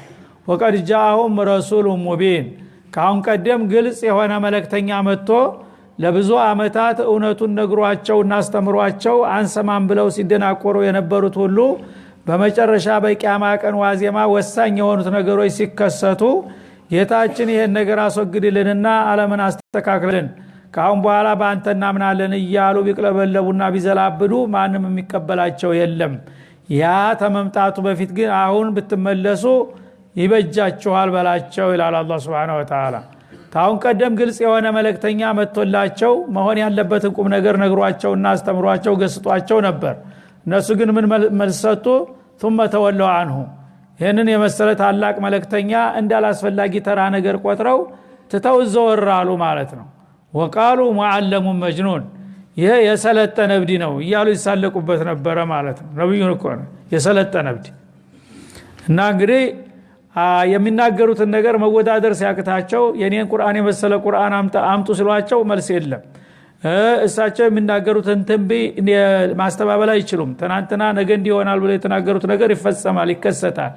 ያኔ ምን አሉ? ዝም ብሎ እብድ ነው ካሉ ተራብዲ ከሆነ ተራብዲ እንደናንተ ማሰብ አይችልም፣ ለምን በለጣችሁ እንዳይባሉ ሙዓለሙ መጅኑን አሉ። ቀደም ሲል ሰልጥኗል። የሰለጠነ እብድና ዝም ብሎ የማህየም እብድ እኩል አይደለም አሉ። በአንድ በኩል በንግግር ችሎታው በምን ማታለል ማምታታቱን ይችልበታል። ግን ደግሞ የማይሆነውን ነገር ሲናገር እብድ ነው እየዘባረቀ ነው በማለት የነብዩን ስም ለማጉደፍና ብዙ ሰው የማያውቃቸው ሰው ሸክ እንዲገባበትና ተቀባይነት እንዲያገኙ ምን አሉ? በጣም መርዘኛ የሆነች ቃል ተናገሩ። هذا معلم مجنون ይሄ እኮ በጣም የሰለጠነ ዘመናዊ የተሻሻለ እብድ ነው ይሉ ጀመረ ማለት ነው። ሌሎቹ ተራብዶች ያው እንደኛ የኛን ያህል እንኳን ማሰብ አይችሉም ነበር። ዛሬ ግን ማንም ተከራክሮ ሊያሸንፈው የማይችል የናጠጠና የነቃ የበቃ እብድ መጣ እና በአንድ በኩል እሱ የሚናገረውንና የሚያደርገውን ነገር ለማድረግ አንችልም፣ በሌላ በኩል ደግሞ እሱ ይሆናል ተብሎ የማይታሰብ ነገር ሲናገር ደግሞ አቂል አይደለም ብለናልና ይሄ ነገር የተጋጨ ነገር ሆነ ማለት ነው። ሙዓለም ከተባለ ስልጡን ሰው ማለት ነው፣ ብቁ ንቁ ሰው ማለት ነው። መጅኑን ከተባለ ደግሞ አቅል ከሌለ ስልጣኔ ከየት ይመጣል? ይሄ የተጋጨ ነገር ነው። ራሳቸውን በራሳቸው እያስተባበሉ ነው ማለት ነው። አንድ ሰው ካበደ በኋላ የፈለገው ምሁር ቢሆንም የፈለገው ፕሮፌሰር ቢሆንም እብደት ውስጥ ከገባ አልቆለታል። ያው ምንም ነገር እንዳልተማረው ነው የሚሆነው ማለት ነው። እነሱ ግን እንግዲህ የሚሉትን ሲያጡ በጉር በድንብሩ ሙዓለሙ መጅኑን አሉ። የማይገናኘውን ነገር ለማገናኘት ሞከሩ ማለት ነው። የተማረና የሰለጠነ ጊዜያዊ ዘመናዊ የሆነ እብድ ነው እያሉ በነብይ ላይ መሳለቅና ማብጠልጨል ጀመሩ። እንደዛ ሲሉ ከርመው ዛሬ እንደገና በቅጣት ሲያዙ እንመለሳለን እናምናለን እያሉ ቢቅለበለቡ ማን ነው የሚቀበላቸው? አለ አላህ Subhanahu Wa Ta'ala። እና ካሽፈል አዛብ ቀሊላን እኛ ለመሞከር ያህል ይሄንን ቅጣት በተወሰነ ጊዜ ገለል እናረግላችኋል ይሆናል አለ። ኢነኩም ዓኢዱን ያንን በመናደርግ ጊዜ ደግሞ እናንተ ያገረሽባችኋል፣ አያርማችሁም። አሁን እናንተ ተቀለብልባችሁ ይሄንን አደጋ አንሳልን እኛ እናምናለን ብላችሁ ምላችሁ ተገዝታችሁ በዚህ መሰረት ይሄን በላ ባነሳላችሁና እንደገና ሁኔታውን ባረጋጋላችሁ እርግጠኛ ነኝ ነገ መለስ ብላችሁ እነሆ በልናቸው እኮ የረዱን ብላችሁ እንደሚያገረሽባችሁ ነው። ይሄን ስለማቅ እኔ እናንተ ልትሸውዱኛ ይገባል። እናንተ አሁን ሲጨንቃችሁ ነው እንጂ እንታረቃለን የምትሉት ነገሩ ገለል ቢል መልሳችሁ ወደ ነበራችሁበት ስተት እንደምትመለሱ እርግጠኛ ነኝና ስለዚህ አልተዋችሁም እላቸዋለሁኝ ይላል። እና በእብነ መስዑድ አባባል እንግዲህ የመጀመሪያ በዛ በድርቁ ምክንያት የመጣው የጭጋግ የአይን መቦዝ ነው በሚሉ ጊዜ ያን ነገር መተው ሽማግሌ ልከው እንደራደር አንተ የምትለውን ነገር ለመቀበል እንዘጋጃለን አንተ ደግሞ ይሄን በላና ድርቅ አንሳልን በሚሉ ጊዜ እሺ እንዳላችሁት ከሆነ ለፍተና ያህል ለሙከራ ያህል ይሄንን ድርቅ እናነሳላችኋለን በተወሰነ ደረጃ ከዛ በኋላ እንደገና ሁኔታዎች ሲመለሱና ሲለሳለሱላችሁ መልሳችሁ ወደ ጣዖታችሁ እንደምትመለሱ እርግጠኛ ነኝ ለማንኛውም ሞክራችኋለሁ አለ ብለው ይፈስራሉ ማለት ነው በዛ እንግዲህ ግዚያዊና ኸያላዊ በሆነው ጭስ የሐቂቃው ጭስ ከመጣ ግን መመለስ የለም ቂያማው ዚማ ላይ ነው ቂያማው ዚማ አሽራጡ ሰዓ የተጅጎደጎዱ ከመጡ በኋላ አንድ ሰው መልሰይ ብሎ ቢጮ ማንም አይቀበለውም ማለት ነው ለምንድነው አላህ ሙጅበ ዳዕዋ ተብሎ አልነበረ በዛ ሰዓትስ ቢሆን ለምን አይሰማቸውም ብትል ባደርግላቸው እንኳን መልሰው እንደሚያፈርሱ አቃለው አላህ Subhanahu Wa Ta'ala እንጂ አላህ Subhanahu Wa Ta'ala የፈለገውን ነገር መቀየር ይችላል ውሳኔው በእጁ ነው ቂያማ ምልክትም ከታየ በኋላ እንደገና የተወሰነ አመት ተውባ አድርገናል ካሉ ግደል ለምድሚያችሁ እስካለ ድረስ ጊዜ ልስጣችሁ ቢል የሚከለክለው ነገር አልነበረም ግን ያን ነገር ቢያደርግላቸው እነሱ ደግሞ እንደገና አመርቅዘው ተመልሰው አንተ ሳትሆን ነው በልነላት ናቸው ይሄን ድል የረዱን ሊሉ ይችላሉ ያን እንደምትሉ ስለማቅ መልስ አልሰጣችሁም አላቸው አላህ Subhanahu Wa Ta'ala ኢነኩም አይዱን እናንተ እርግጠኞች ናችሁ ወደዛ ወደ ጥፋታችሁ ተመለሳላችሁ ያስ ከሆነ ድረስ ደግሞ በእናንተ አቅም እኔን ልትሸውዱ አይገባም ማለት ነው ስትያዙ ተሽመድምዳችሁና እርዳን ድረስልን እናምናለን ብላችሁ ነገ እንካሱክልትሉኝ ነው እንደገና አቃለሁኝ ምን እንደምታረጉ ስለዚህ አልቀበላችሁም ብሎ ወድቅ አደረገ ማለት ነው የውመ ነብጡል በጥሸተል ኩብራ ኢና ሙንተቂሙን አለ ይልቁንስ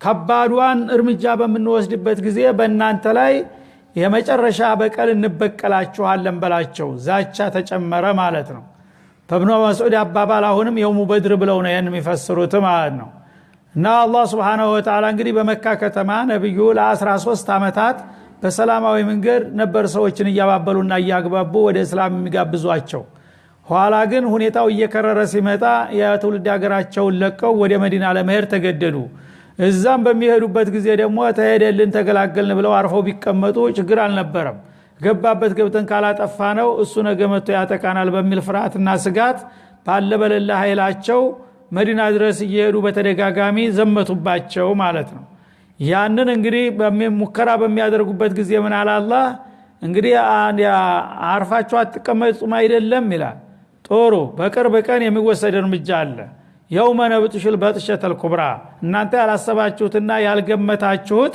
በጣም ከባድ የሆነ እርምጃ የምንይዝባችሁ ቀን ደርሶላችኋል በላቸው ኢና ሙንተቂሙን እኛ በዛ ቀን እናንተን ለአንዴና ለመጨረሻ ጊዜ እንበቀላችኋለን ዋጋችሁን ታገኛላችሁ ብለህ ንገራቸው አለ እና የበድር ዕለት እንግዲህ ነብዩ አለይሂ ሰላቱ ወሰለም 313 ግለሰቦች ያውም ጀሌዎች ምንም ትጥቅ የሌላቸው ሰዎች ይዘው ነው የወጡት መኮች ግን ከ3000 በላይ ስታፍንጫው የታጠቀ የበቃ የነቃ ኃይል ይዘው እያቀራሩ ነው የወረዱት ማለት ነው እንኳን እንሸነፋለን ማለት ቀርቶ ትንሽ እንኳን ጥርጣሬ አልነበራቸውም ማለት ነው ግን በዛው ወሳይ ሰዓት ላይ አላህ እርዳታውን ሰጣቸውና ለነብዩ እነዛ ያቀራሩ የወረዱት ሁሉ መሳፍንቶችና መኳንንቶች እኩሉ ታረዱ እኩሉ ተማረኩ ማለት ነው ያቺ ቀን ትመጣላችኋለች ብሎ ትንቢ አስቀምጦ ነበር እሷ ቀን አቺ ወሳኛዋ ቀን በመተመጣ ጊዜ እንገናኛለን በላቸው ብሎ ነበር ያቺ ቀን ስትመጣ ለአንዴና ለመጨረሻ ጊዜ ማጅንታቸው የተቆረጠው ያኔ ነው መኮች ማለት ነው ከዛ በኋላ ያው ለሙከራ ያህል እንጂ እንደተመቱ እንደተበሉ አውቀዋል ማለት ነው እና አልበጥሸተል ኩብራ ማለት አሽመድማጅ የሆነው ይዞታ አንድ ጉልበተኛ በጣም ጦንቻው ፈርጣማ የሆነ ሰው አንድ ህፃን ልጅ እጁን በኃይል ይዞ በሚጨብጠው ጊዜ ይስረከረካል ቁጭ ነው የሚለው መሬት ጠበቅ አድርጎ ሲይዝህ ማለት ነው እንደዛች አይነት አሽመድማጅ የሆነችን መጨበጥ እንጨብጣቸዋለን በቅርብ ቀን ብለህ ንገራቸው ያኔ አቅማችሁን ታቃላችሁ ብሎ ነበረ ልክ እንዳለው ሆነ የበድር ዕለት እንግዲህ ያልጠበቁት ያላሰቡት ተመካ ጀምረው እዛ ድረስ እያቀራሩ እየደነፉ ዛሬ መሐመድን ያየሰው እስተወዳው ድረስ በቃ መኮችን እንዳትነኩ እሱን ያያያቸዋል እየተባለ መቀጣጫ እናረጋዋለን እያሉ ነበር የወረዱት በተቃራኒው ግን መቀጣጫ ሆኑ እነሱ ራሳቸው ማለት ነው ያቺ ቀን እንደምትመጣ አስቀድሞ በዚህ አያት ተንብዮ ነበረ ልክ እንዳለው ሆነ ማለት ነው። በዛ ከባድ ይዞታ በምንይዛችሁ ጊዜ አስረቅራቂ የሆነውን መጨበጥ ስንጨብጣችሁ ያነ አቅማችሁን ታቃላችሁ፣ ማንነታችሁን ትረዳላችሁ፣ በዛች ቀን ነው የምንበቀላችሁ ብሎ ተናገረ። እንዳለውም አደረገ ማለት ነው። ስለዚህ ይሄ ሁሉ እንግዲህ አያቱ ምን አያቲላህ ነው። አላህ የሚያደርገውን ነገር እንዲህ ላደርግ ነው ብሎ አስቀድሞ ይናገራል። ያ የተናገረው ነገር ደግሞ ወዳው ይከሰታል፣ ይፈጸማል። ያንን እያየ ያልተመለሰ ሰው ያው ከጥፋት ወደ ጥፋት እየተንከባለለ የመጣው ይምጣ እያለ የጉሬ ድንብሩን ነው የሚጓዘው ማለት ነው። በዚህ መልክ እንግዲህ በዛ ወቅት የነበረውን ፍጥጫና ችግር ምን ያህል እንደነበረ ያሳየናል ማለት ነው። ወለቀድ ፈተና ቀብለሁም ቀውመ ፊርዓውን ይላል። ይህንን አሰራራችንን ደግሞ ዛሬ የጀመርነው ሳይሆን ቀደም ሲልም በመሰል ጥጋበኞች ላይ ስናደርገው የቆየ ነው። ጥጋበኞች ጫፍ ረግጠው ካሁን በኋላ የመጣው ይምጣ ከኛ በላይ ኃይል ያለም የሚሉበት ደረጃ ላይ ሲደርሱ እንደዚህ አይነት የማያዳግም እርምጃ የወሰድኩበት ጊዜ ብዙ ነው። በቅርብ ጊዜ ያለውን ታሪክ እንዳው እንደ ምሳሌ ባነሳላችሁ የነ ፊርዓውንን ጉዳይ ልክ እነ ፊርዓውንም እኮ እንደዚህ ነበር በነ ሙሳ ላይ የሚያቀራሩት አላህ እና ያነ ፊርዓውንን እንደዚሁ በጥሸተል ኩብራ ሰብስቤ እስከ ሰራዊቱ በአንድ ጊዜ አይኑ እያየ ባህር ሲጨምረው ያነ አቅሙን አውቆ አመንቱ አነሁ ላ ኢላሃ ኢለለዚ አመነት ቢ በኑ እስራኤል እንዳሰኘሁት አሁንም እናንተ በድር ወስጄ ሳሳርዳችሁ አቅማችሁን ታውቃላችሁ አለ አላህ ሱብሓነሁ ወተዓላ። ወለቀድ ፈተና ቀብለሁም ከነዚህ ተሙሽሪኩል አረብ ቀደም ሲል ፈትነናል ቀውመ ፊርዓውን የፊርዓውንን ወገኖች ማለት ነው።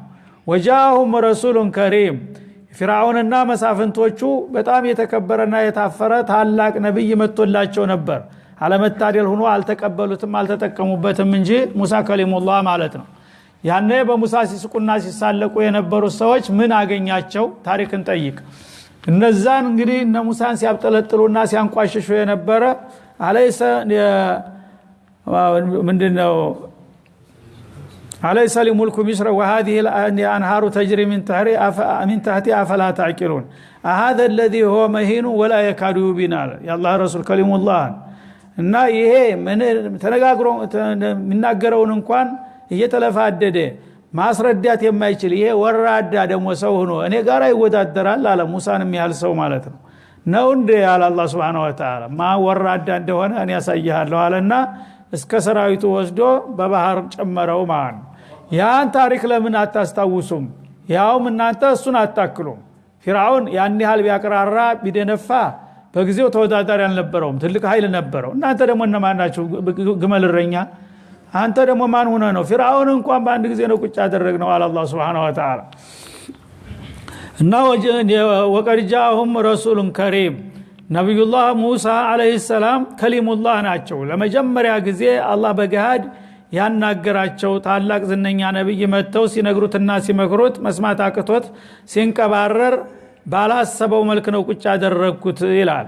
አሁንም ታዲያ ከዛ ታሪክ ተምራችሁ እናንተም ከነብያችሁ ጋር መግባባት ሲገባችሁ እንደዚህ የምትንቀባረሩማ ከሆነ አሳያችኋለሁኝ በማለት ዝቶ ነበር። እንዳለው ማረገላቸው እና ነብዩላህ ሙሳ እና ፊርዓውን ጋር መተው ምናሉ ስልጣንክን አስረክብ አይደለም ያሉት፣ ወይም ደግሞ ይሄን ያህል ሚሊያርድ ገብር አይደለም ያሉት። ምንድነው ያሉት? አና አዱ ኢለየ ኢባደላህ። እዚህ ምንም የማይጎዳው ጥያቄ የጠየቁት ማን ነው? እናንተ የፊርዓውን ሰዎች የአደምና የሐዋ ልጅ ናቸው። እናንተ በአጋጣሚ በለስ ቀንቷችሁ ባለስልጣን ሆናችሁ፣ ሌሎቹ የእናንተ አገልጋይ ተገዦች አሽከሮች ሆኑ። የሰው ልጆች በመሰረቱ አንድ ቤተሰብ ናቸውና እነዚህን ያለ አግባብ አንተ የምጨፈጭፋቸውና የምትረግጣቸውን ጭቁን እስራኤላውያን ይበቃሃል። ካሁን በኋላ እኔ ጋራ ፈቀድላቸውና ወደ ትውልድ ሀገራችን እንመለስ። ይሄ ነው ጥያቄው። እንግዲህ አቂል ቢሆን ኑሮ በቃ ይዘህልሂድ ብሎ መገላገል ይችል ነበረ ማለት ነው። አያናዱ ኢለየ ኢባደላህ ማለት በኒ እስራኤል በነብዩላህ ዩሱፍ ጊዜ ወደዛ ሄደው ተዛ በኋላ ያለባችሁ ተብለው ወደ ሀገር እንዳይወጡ አይፈቀድላቸውም፣ እንዳይኖሩ መብት የላቸውም። በዛ መልክ እንግዲህ ሰቆቃ ሲበሉ የኖሩ ሰዎች ናቸው። ሙሳ በሚመጡ ጊዜ አንደኛ ያው የረበል ዓለሚን መልእክተኛ ነኝ፣ አንተም ፈቃደኛ ከሆንክ አህዲየከ ለረቢከ ፈተኽሻ ወይ ጌታ ልምራህና ላስተዋውቅህ፣ እምቢ ታልክ ደግሞ አንተ የመረጥከውን መንገድ መሄድ ትችላለህ። ወገኖችን ግን ካሁን በኋላ በአንተ ስር መረገጥ የለባቸውምና ፍቀድልኝና ወደ ፍልስጤም ይጃቸው ልመለስ ብሎ ነው የጠየቁት ማለት ነው። ያኔ ጥግበኛው ፊርዓውን በምንም አይነት እንዴ ማን የኛ የጉልበት ስራ ማን ሊሰራልን ነው እስራኤል ሄዶ ይላል ማለት ነው። አናዱ ኢለየ ኢባደላህ ሩዱ ኢለይ እንደማለት ነው። የአላህን ባሮች እነዚህ አውላዱል አንቢያ ወአህፋዱል ሙርሰሊን ናቸው። የተላላቅ ነብያቶች ዘር ናቸው። የእናንተ የጣዖታውያን አገልጋይና ገረድ መሆን የለባቸውም። እናንተ መብታቸውን ማሰጧቸው ከሆነ ቢያንስ ነጽነታቸው ይፈቀድላቸውና ይጃቸው ልህር ነው ያሉት ማለት ነው። ኢኒ ለኩም ረሱሉን አሚን እኔ ደግሞ ይሄንን ጥያቄ የማነሳው ከራሴ አይደለም እኔ ከጌታዬ የተላኩኝ የተመረጥኩኝ ታማኝ መልእክተኛ ነኝ። ጌታ እስራኤላውያንን ከግብጽ ጨቋኞች ነፃ አውጣቸው ብሎ ጠይቆኝ የጌታ ጥያቄ ነው። ይሄን ነገር ተቀበሉና በቃ እናንተም በአገራችሁ ኑሩ እንደፈለጋችሁ እኛም ወደ አገራችን እንመለስ ብሎ የሰላማዊ ጥያቄ ባቀረበ ጊዜ በነብዩላህ ሙሳ ላይ የሰጡት ምላሽና ትምክህት የተሞላበት ውረፋ ምን እንዲያስከተለባቸው ታውቃላችሁ። አሁንም ታዲያ እነሱን ያየሳያችሁ እነሱን የበላጅም ሳይበላችሁ ብታውቁበት ይሻላል ብለው ነው ነብዩም የጠየቁት በተራቸው ማለት ነው። ወአላ ተዕሉ ዐለላህ እና እነ ፊርዓውን እንግዲህ ጭራሽ ከኛ በላይ ኃይል ያለም ይሉ ይንጎባለሉ ነበር። በአላህ ላይ አትኩራሩ አሉ ነብዩላህ ሙሳ። እናንተ ሰዎችን ያው በተወሰነ አጋጣሚ የበላይነትን አግኝታችሁ በህዝብ ጫንቃ በህዝብ ደም በልጽጋችሁ ትረግጣላችሁ። ግን አሁን ደግሞ ይባስ ብላችሁ ከሰዎች አልፋችሁ አነ ረቡኩም አልአላ ማዓሊምቱ ለኩም ሚን ኢላህ እያላችሁ በአላህ ላይ መንጠራራት ጀመራችሁ። በአላህ ላይ አትኩራሩ አበዛችሁት ብሎ መከሯቸው ማለት ነው። ላ ተስተክቢሩ ዐለላህ ፍጡሮች ደካሞች ናቸውና እነሱን ብትንቋቸው አያስገርምም ብሎ ደግሞ በአላህ ላይ የምን አላህ ነው ማለት ጀመርክ እንዴ? ተው ተጠንቀቅ አሉት። ኢኒ አቲኩም ቢሱልጣን ሙቢን እኔ አላህ ለእናንተ የላከኝ መሆኔን ግልጽ የሆነ ማስረጃ ቢቡርሃን ሙበይኒን ማለት ነው አመጣላችኋለሁ ሙዕጂዛ አሳያችኋለሁ ማለታቸው። ስለዚህ እኔ የአላህ መልእክተኛ ነኝ ስል በቃል ብቻ በሰበካ ሳይሆን በተግባር አሳያችኋለሁ። እኔ የአላህ መልእክተኛ መሆኔን የማያወላዳና የማያጠራጥር ወሳኝ የሆነ ማስረጃ ይዤላችሁ መጥቻለሁኝና ይሄን ነገር ተቀብላችሁ ከወዲሁ አቅማችሁን አውቃችሁ እናንተም በአገራችሁ እኛም ደግሞ ጭቁኖችን ይዘን ወደ አገራችን ብንመለስ የተሻለ ነው የሚል ጥያቄ ነበር ነብዩላህ ሙሳ ይዘው የመጡት ማለት ነው። ያ ነገር አልተቀበሉትም፣ አልተዋጠላቸውም። ሁሉ ነገር በጉልበታችን አሉና እናቴ በጉልበቱ በዛው እንቀጥልበታለን ሲሉ አላህ ደግሞ አሳያቸው ዋጋቸውን ማለት ነው። ወኢኒ ዑስቱ ቢረቢ ወረቢኩም አንተርጁሙን አሉ። ይህን ጥያቄ ስላቀረቡ አንተማ አመጽ አስተባባሪ ነህ ተባሉ። አሸባሪ ማለት ነው። ስለዚህ አንተ እነዚህን የሚገዙልን ህዝቦቻችንን በእኔ ላይ አሳምጠህ አገር ልታፈርስ ጸጥታ ልታደፈርስ የመጣ ጸረ ህዝብ ነህ መባል ተጀመረ። ሙሳን የሚያህል ሰው ማለት ነው።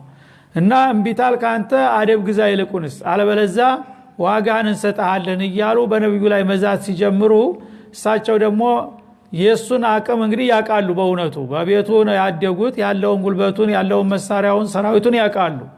እኔ ታቃለሁ እኮ ሙሳ አሳያለሁ እምቢታልክ ሲላቸው ወኢኒ ዑስቱ ቢረቢ ወረቢኩም አንተርጁሙን አሉ። እርግጥ ነው አንተ አላህ አውሶሃል ለፈተና ብዙ ጉልበት እንዳለህ አቃለሁኝ። ግን አንተ እንደምትመኘውና እንደምትደነፋው ይሳካልህ አይመስለኝም አሉ። ለምን? የላከኝ ጌታ ዝም ብሎ አይደለም የላከኝ፣ በጌታዬ እጠበቃለሁኝ። ላይ ጠብቀኝ አይደለም እኮ የላከኝ ወደ አንተ እጅባፍ ላይ ጥሎ ዝም ይለኛል ብለህ ታስባለህ እንዴ?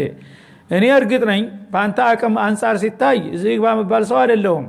ግን የላከኝ ጌታ እኮ ከጀርባ ያለ እኔን እንደኔ ብቻ ማየት አለብህ፣ ላኪውን አትርሳ አሉት ማለት ነው። ምክንያቱም ቃል ገብቶላቸዋል አላህ ሲላካ اذهب الى فرعون انه طغى ወደ ፊርዓውን ልካቸዋለሁ ሂዱ ድንበር አልፏልና ክስ በሉት ንገሩት አደብ ግዛ አልበለዛ ወዮልህ በሉት ሲል እና የፊርዓውን እኮ የሚባል ነገር በጣም ከባድ ሰው ነው እንደዚህ ብለን ወተናገርነው ወዳውኑ አመድ ያረጋናል ሲሉ ላ انني معكما اسمع وارى على الله رب العالمين እንዴ ይሄንን ለኔ ነው እንደምትነግሩኝ የፊርዓውንን አምባገነንነት እኔ ምን እየሰራሁኝ ዝም ብዬ ልኬ ዝም ማስበላችሁ መሰላችሁ እንዴ? ሄዱና ንገሩት ያለውን ይበል ያደረገውን ያድርግ እኔ ከናንተ ጋር ነኝ ዋጋውን አሳየዋለሁ አለ አላህ። ይሄ የአላህ ዶማን ስለሆነ ይሄን ተመርኩዘው ነው ሙሳ የሚንቀሳቀሱ። እሱ ግን ምስኪን አልገባውም እና ዋጋን እሰጥሃለሁ እንዳበደው ሻቀጥቅጨ በድንጋዝ መቀጣጫ አረጋለሁ እያለ ይዝትባቸዋል ማለት ነው። ያነ ምን አሉት? ኢኒ ዑስቱ ቢረቢ ወረቢኩም ታንተ በላይ ኃይል እንዳለ ረስተሃል ተሳሳት ካሉት እኔ በእኔና በእናንተ ጌታ ተጠበቃለሁኝ ያንተም የኔም የበላይ የሆነ ወሳኝ እኮ ሌላ ኃይል አለ ማለታቸው ነው። አንተ እርጅሙን እንደምታስቡትና እንደምትመኙት በአደባባይ ላይ በድንጋይ ቀጥቅጣችሁ እንዳትገሉኝ ሊጠብቀኝ የሚችል ጌታ አለኝና በሱ ተመካለሁኝ። የኔ ጌታ የት ሄዶ ነው አንተ እኔን እንደውሻ የምትቀጠቅጠው አሉት ማለት ነው። ወይለም ተኡሚኑ ሊ አሉ። ለማንኛውም እኔ ጥያቄ ነው ያቀረብኩት። አንደኛ የአላህ መልእክተኛ ነኝ ብትከተሉኝና ብትተባበሩኝ ለእናንተም ይበጃችኋል። እንደገና ደግሞ እኔ እናንተን ስልጣን እናንተን ገንዘብ እናንተን መብት አልጠየቅኩም። ወገኖችን ጭቁኖችን ብቻ ይዤ ወደ ጥንት ሀገራችን እንመለስ ነው ያልነውና የምታምኑልኝ ከሆነ እሰየው መልካም ወኢላ ፈዕተዚሉን አሉ። ቢያንስ ተው ዛቻ አንጃ ገራንጃ መናገሩን ተው እና እንዲህ እናረጋለን የሚለውን አያስፈልግም። ይሄ ማረግ ካስፈለገ መልስ የሚሰጣችሁ ይኖራል ሌላ። ግን እኔ የጠየቅኩት ሰላማዊ ጥያቄ ነውና ይልቁንስ እነዚህን ጭቁኖች ተውልኝና ወደ ሀገር ይዣቸው ልሄድ። ይሄን ለምን ጠየቅ ብለህ ደግሞ የምትዝት ከሆነ ያንን ዛቻህን ለመፈጸም የምትችልበት አቅም ያለ አይመስለኝም። እኔን እንደኔ ለማጥቃት ብትሻ እኔ ደግሞ ከጀርባ የሚጠብቀኝ አለና ይልቁንስ አንተ ትበላሻለህ አሉት ማለት ነው። ወይለም ተኡሚኑ ሊ የማታምኑልኝ ከሆነ ፈዕተዚሉን እትሩኩኒ ቢያንስ ተው። እንግዲህ አማራጭ አስታራቂ ሐሳብ እያቀረቡ ነው ማለት ነው። እሱ ደም ጠማኝ ነው ጥጋበኛ ነው እና ምድር ጥላቱ ለጅ እያለ ነው ማለት ነው በጥጋብ እና ይሄ አያዋጣም አትዝለል አሉት። እኔ የቀረብኩት ጥያቄ ምንም የማይጎዳህ ነገር ነው። እነዚህን ጭቁኖች በሀገርህ እየኖሩ መብት ማሰጣቸው ከሆነ ወደ እነሱም ሀገር አላቸውና ፍቀድላቸውና እኔ ጋር ይጀልህ ልሂድ ነው ያልኩት። ይሄ ምንድነው የሚጎዳህ? ይህንን ለምን ጠየቅ ብለህ አመጽ መራህ ብለህ ችግር የምትፈጥር ከሆነ ደግሞ የላከይ ጌታ ዝም ብሎ የማያይ መሆኑን ልታውቅ ይገባሃል አሉት ማለት ነው። ስለዚህ ቢያንስ ሚዛናዊ የሆነ ነገር ላይ እንስማማ ማለታቸው ነው። ይሄም አንተን በጦር መሳሪያ መጥቼ ልፈንቅልህ አላልኩም፣ ስልጣን ከልቀማ አላልኩም። አንተም ደግሞ ሰላማዊ ጥያቄ ያቀረበን ሰው ለምን ተጠየቁኝ አካከዛራ ማለቱን ተወውና ማመኑ ቢቀር ቢያንስ የክፋትህንና ጥቃትህን አቁምልኝ፣ በእኔ ላይ መዛትህንና ማጓጓርህን ብታቆም ይሻልሃል አሉት ማለት ነው። እና ሰው እንግዲህ ሰላማዊ ጥያቄ ያጠየቀ ሰው ሲሆን መልስ ይሰጠዋል። ቢያንስ ደግሞ ወደ ዛቻ ማስፈራራት አያስፈልግም። ጥያቄው እንደ ጥያቄ መብትህ ነው ጠይቋል፣ ግን መልስ አንሰጥም ማለት ይበቃል ራሱ ማለት ነው። አንተ ግን እናጠቃለን እናጠፋለን የምትል ከሆነ የሚጠፋው ሌላ ሊሆን ይችላል እና ማታምኑልኝ ከሆነ ቢያንስ ዛቻችሁንና በእኔ ላይ ጥቃት መሰንዘራችሁን አቁሙ ብለው ጠየቁ ማለት ነው። ያኔ አላቆምም ብሎ ቀጠለበት እሱ ማለት ነው። በሚቀጥልበት ጊዜ ፍጥጫው እንግዲህ ዳር ደረሰና እሳቸውም ሳይቀድማቸው ለመቅደም ወደ ጌታቸው ሙጥኝ ማለት ጀመሩ፣ ዱዓ ጀመሩ ማለት ነው። ፈዲአ ረበሁ ሙሳ ከሊሙላህ ወዳውኑ እንደፊሉ ላይ ቆመው ያ ረብ አድሪክኒ ማለት ጀመሩ። ያው አለሁህ እንግዲህ ሂድና ንገረው፣ እምቢ ካለ እኔ ከጎን ነኝ ብለሃል፣ ያን ነው የምጠብቀው። ይሄ ሰውዬ ካሁን በኋላ በምንም አይነት እንኳን ሊቀበል ቀርቶ ለኔ ራሱ ፋታ ሊሰጠኝ አይችልም፣ ሊያጠፋኝ ነውና ዝም ብለህ ታስበቃኛለህ እንዴ? ምን ትጠብቃለህ? እያሉ ጌታቸውን መወቶት ጀመሩ ማለት ነው። ልክ ነብዩ መሐመድ በበድር ላይ ኩታቸው ተትካሻቸው ውስጥ የሚወርድ ድረስ እያጋመሩ ነፍሳቸውን ስተው እንደጸለዩት ሙሳም መጸለይ ጀመሩ በዛ ሰዓት ማለት ነው። እና ሙሳ ከሊሙላህ ዳአ ረበሁ አን ዩንጂሁ ሚን ከይዲ ፍርዓውን ተፍርዓውን ደባ አላህ እንዲደርስና እንዲገላግላቸው ሙጢ ብለው ጌታቸውን ለመኑ። አነ ሃኡላ ቀውሙ ሙጅሪሙን ወትሮውንም ብያለሁኝ እነዚህ ፍርዓውንና በዙሪያ ያሉ መሳፍንቶችና መኳንንቶች የማንንም ሐሳብ የሚቀበሉ አይደሉም፣ የገረሩና የደረቁ ጠማሞች ናቸውና ይሄው ለምን እንዲህ አይነት ጥያቄ ጠየቃችሁኝ ደፈራችሁን ብለው አመድ ሊያረጉን እየተዘጋጁ ነውና እነዚህን ጠማማዎች ዝም ትላቸዋለህ እንዴ በማለት ሙጥኛሉ ጌታቸውን ማለት ነው። ያኔ አላህም ልክ እንዳለው ቃሉን አክብሮ ምላሽ ሊሰጣቸው ነው። ምን አለ? ፈአስሪ ቢዒባዲ ለይለን አለ። እንዳልከው እንግዲህ አቤቱታህን ተቀብያለሁ አላቸው ሙሳ። አሁን ሰውየው እንዳልከው ቀናት ወይም ወራት ሳይሆን በሰዓታት ውስጥ እርምጃ ለመውሰድ እየተዘጋጀ ነው ያለው። እኔ ደግሞ ሳትነግረኝም ይሄን ነገር አውቃለሁኝና አብሽር አድንሃለሁ አላቸው። እንዴት አድንሃለሁ? ፈአስሪ ቢዒባዲ ለይላ እነዚህን እስራኤላውያን በሚስራዊ መንገድ በውስጥ መልእክት አሰራጭና ከየቤቱ ያሉትን ዘበኞች ጭቁኖች ናቸው፣ የቤቱ ዘበኛ ናቸው፣ የቤቱ እንጨት ፈላጭ ናቸው፣ የቤቱ ገረዶች ናቸው ሴቶቹ። የቤት ሰራተኞችንና እነዚህን አገልጋይ ሎሌዎችን በሙሉ በሚስጥር በእንዲህ አይነት ሌሊት ምሽት እያንዳንዳችሁ ለየራሳችሁ ምክንያት እየፈጠራችሁ አሳዳሪዎቻችሁን እየለመናችሁ እኔ ገሌ ሰፈር ወንድሜ ያገባል ማታ እንዳትቀር ተብያለሁ ጋሼ ባካው ይፍቀዱልኝ እያልክ ግሩን እየሳምክም ቢሆን ተወጣለህ አሉ። እሷም እንደገና ለሞና ተመፈደር ያላቸው ከተፈጠሩ በአንድ ቀን ሌሊት ውስጥ በከተማ ውስጥ ያለ እስራኤላውያን በሙሉ በዚህ መልክ እንዲሰባሰቡና ሙሳ ጋራ ወደ ፈለጉት አቅጣጫ እንዲወጡ አደረገ አላህ Subhanahu Wa Ta'ala። ሰዎች እንግዲህ ታሰቡና ተነቁ መፍትሄ አይጠፋም ማለት ነው። የፈለጋም ባገነን ዓለምን ቀውጢ ቢያደርግ አንድ ህዝብ ደግሞ ታመፀና አላማውን ካወቀ ማንም ሊገታው የማይችል መሆኑን ያሳየናል ማለት ነው።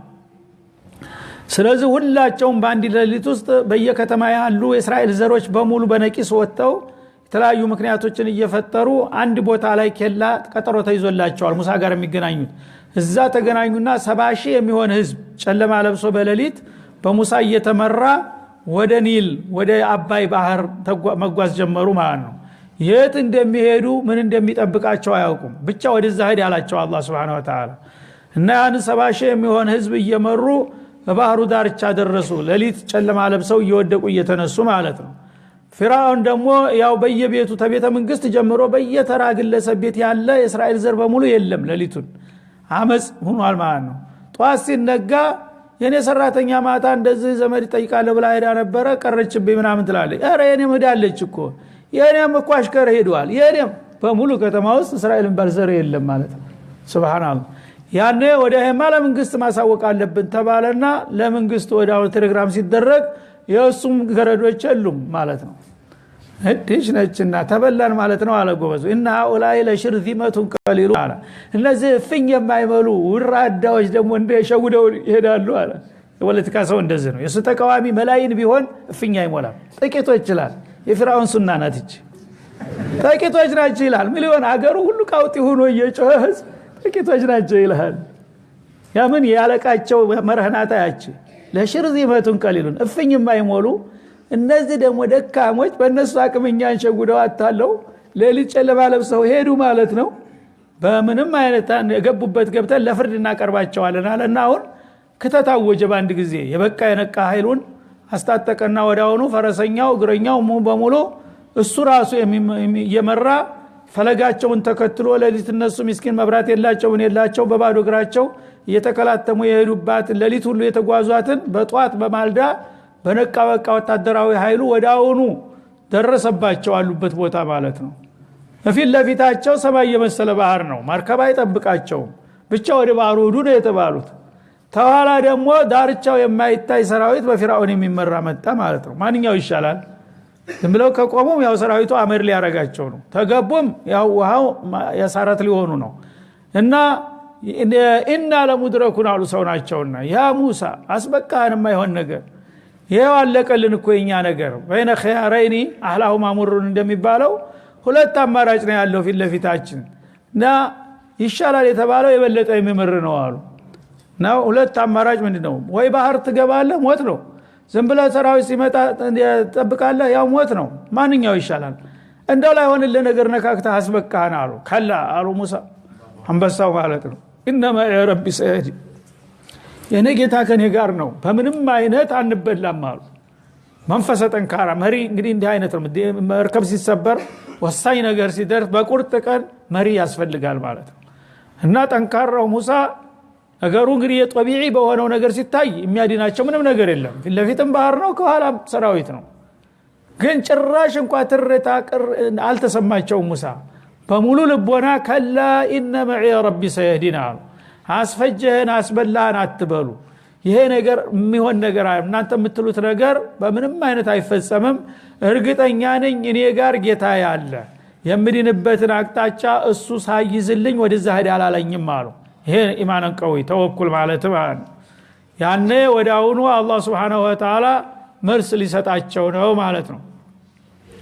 فاسر بعبادي ليلا نالليتون باሮችን እነዚህን አማኞችን እስራኤላውያን ይዘህ ተጓዝ انكم متبعون እናንተ ያው ተከተማ ወጣችሁ በምትጓዙ ጊዜ ከኋላችሁ ደግሞ ጥጋበኞቹ የታባታቸው ነው ሊያመልኩ እያሉ እየናጠጡ ይመጡላችኋል ይከተሏችኋል እዛ ማከል እኔ ማደርገውን አደርጋለሁ አላቸው አላህ Subhanahu Wa Ta'ala ወትሩክ البحر رهوا ልክ ባህሩ ላይ እንደደረሰ ያቻ አሳረኛ ጉደኛ ዘንጋለች በዛይ ዘንግ ስንት ስራ ነው መስራው ባህሩን ምታው ተባለ ዩቃንስ በዘንግ ተመቶ ምን ይሆናል ሱብሃንአላህ እና በዛ ዘንግ ጠሽ ሲያረጉት ባህሩ እንዳለ ኩብሪ መስሉሃ ተጎራረደ ማለት ነው ሱብሃንአላህ ዳርቻው አይታወቅም እንዳለ ተጎርዶ ጨረቻው ያ አሸዋው ፍድድ ብሎ አስፋልት ሆነ ማለት ነው የጫማቸው እንትን እንኳን ማሰሪያ አረጠበም በዛ ቀጥታ 70 ሺህ የሚሆን እስራኤላውያን ይዘው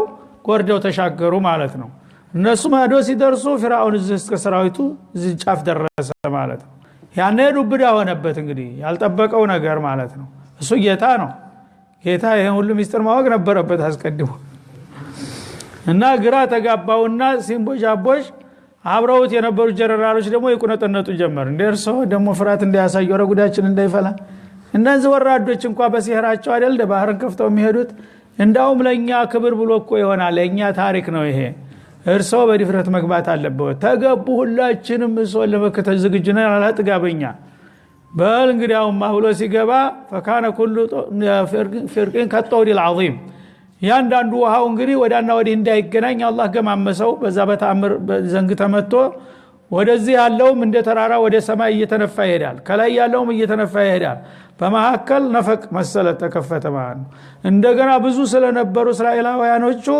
በ12 ቡድን ነበር የሚመሩት በአንድ መስመር ከሆነ ጊዜ ስለሚወስድ ሁሉም በየግንባሩ ነው የተከፈተለት ማለት ነው 12 በነፈቅ ነው የተከፈተው መደዳውን ማለት ነው በዛ ተሻግረው ሄደዋል እነሱ ተሻግረው ሄደው ሙሳ ወደ ዳር ሲደርሱ አሁን ሙሳ እንዴት ድናለሁ እንጂ ፊራውን ላይ የሚወሰደው እርምጃ ገና አልገባቸውም ማለት ነው ስለዚህ የን ባህር የከፈተውኛል ለማሻገር አይደለም ሹክራን በልዝጋውና እንግዲህ በእኛና በእነሱ መሐከል ሐጅዝ ይሆናሉ እንዴ የምን መዝጋት አላህ Subhanahu ገና መቻይ ተስራው ተጀመረ እንጂ ተጨረሰ ወትሩክ እና በዘንግ ነው የመታሁትና የተከፈተው ያው አውቶማቲካሊ ያገ እንደ ሲመነቱ ዘጋዝ በዘንገልም ተዋሉ በእጅቲሃድ ያደረጉ ስመታው እንዲዘጋ ማን አለህና መታው እኮ ያልኩህ እኔ ነኝ ያለኔ ትእዛዝ ብትመታው እንዴት ይሆናል አርፈ ተቀመሰው እንዳትነካላቸው ማለት ነው ሱብሃንአላህ እና ወትሩክ البحر رهوا على حاله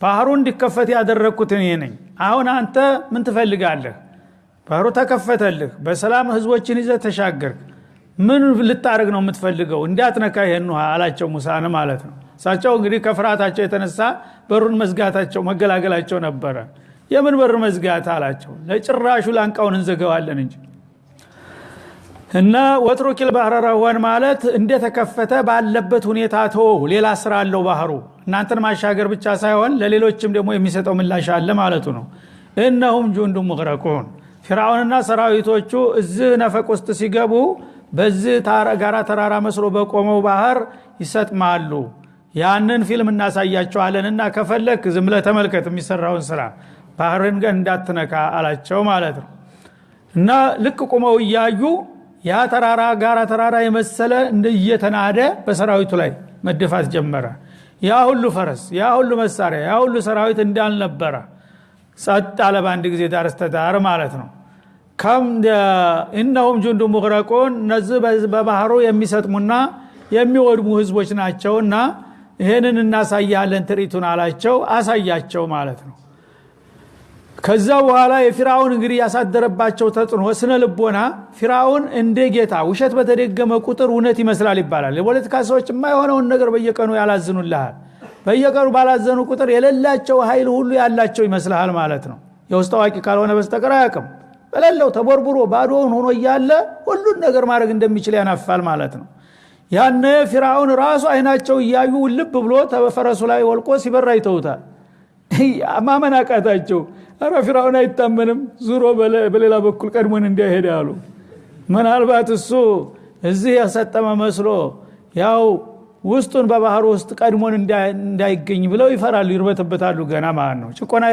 ለመደሰው እንደዚህ ነው ያነ አላህ Subhanahu Wa Ta'ala ለተጥሚን ለማረጋጋት ምን አደረገ ያ ሁሉ ሰራዊት አንድ አስከሬን አልወጣም ከባህሩ አስከሬኑ እንግዲህ ያ ሁሉ በሺ የሚቆጠር ሰራዊት አንድ ሁለት እንኳን አስከሬን በባህር ላይ እንደዚህ ተንጣለል መታየት ነበረበት እንዳለ ነው የዘለገደው ባህሩ ጸጥ ነው ያለው ፊርዓውን ብቻው ጥር ብላ ወጣቻ ብቻዋን ጥንጥን እያለች ታወቃለች አጭር ናት ሰው እና ፊርዓውን አይሞትም መረባካቸው አይምሰላቸው እያሉ አንዳንድ ሙናፊቆች ተሽክል ያረጉ ሲሞክሩ ፊርዓውን ላሳያቸው ከፈለጋቸው አለ ባህሩ እንደዚህ ያነጠረ አጠገባቸው ይዘት መጣማን ይቻ አይደለ ፊርዓውን ማለት ለምን ነው የማይሞተው الله أكبر فاليوم ننجيك ببدنك لتكون لمن خلفك آية على الله سبحانه وتعالى እና መጀመሪያ ነገሩ እንደተበላሸ ሲያውቀው በቅጽበታዊ እርምጃ ወስዶ ለመዳን ሞክሮ ነበር አመንቱ انه لا اله الا الذي امنت به بنو اسرائيل وانا من المسلمين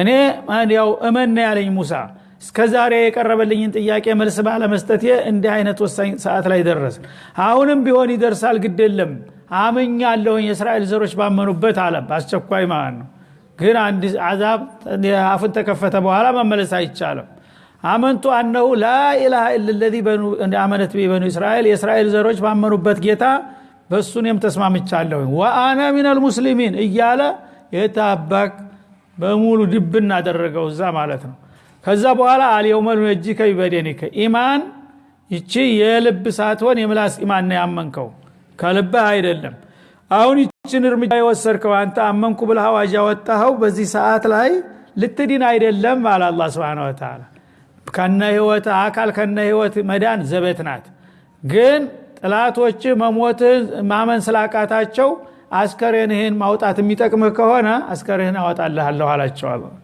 ያ አስከሬኑን ወንደ በውሃ ተወጥሮ እነሱ ዘንድ ሄዶ የቆመላቸው ማለት ነው ያኔ እርግጠኛ ፊርዓውን እንደወደመ ተረጋገጠ ማለት ነው ይሄን ታሪክ እንግዲህ ግብጽ ማና ይሄ ሒጃዝ ማለት ጎረቤት ሀገር ናቸው አንድ ወር መንገር ናት በዛ ጊዜ ሲከዲ ማለት ነው ይሄን ታሪክ ያውቃሉ ሒጃዞች መኮች ይሄን ነገር ያያያችሁ ለምንድን ነው ሙሳ ጋራ ባተደረገው ፍጭት ፊርዓውን ለእንዲህ አይነት ውድቀት እንደበቃ እያወቃችሁ እንደገና ደግሞ ሙሳ የበለጠ ታላቁ ነብይ ሲላክላችሁ እናንተ የፊርዓውን ያህል እንኳን ጉልበት ሳይኖራችሁ እንደዚህ ማቀራራታችሁ ምን ለመሆን ነው የሱን ታሪክ ልድገምላችሁ እንደ ይላቸዋል ማለት ነው ለማስጠንቀቅ ስለዚህ በዚህ መልክ ዋጋውን አገኘ ከም ተረኩ من جنات وعيون ሀገሪቱ በጣም የበለጸገች ነበር ጀነተ ዱንያ ትባል ነበር በዛ ዘመን በአለም ላይ ወደር የማይገኝላት ለምለም የበለጸገች የሰለጠነች ሀገር ነበረች ማለት ነው እነ ፊርዓውን ስንቱን ንብረት ስንቱን ሀብት ስንቱን መሳሪያ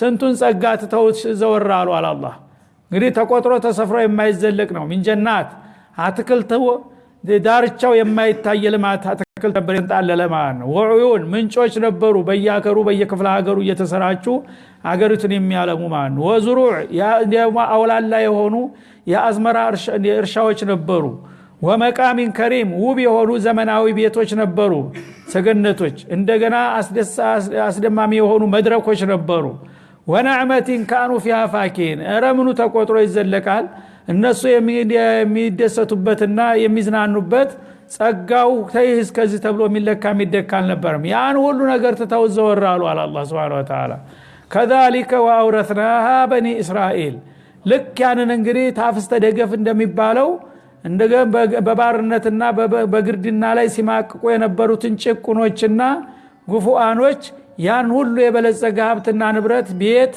እንዳለ አስረከብናቸው ለተናቁት ለወደቁት ህዝቦች ይችላል كذلك واورثناها قوما اخرين بني اسرائيل الناس ተዛሬ ለአሽከርነት እንኳን እድል የሌላቸው የነበሩ ሰዎች ያን ሁሉ የበቃ የነካ የሞላ የተረፈ ንብረት እንዲወርሱትና እንዲረከቡት አደረግን ይሄንን ታሪክ ያወቃችሁ ለምን ትደናበራላችሁ አለ አላህ Subhanahu Wa Ta'ala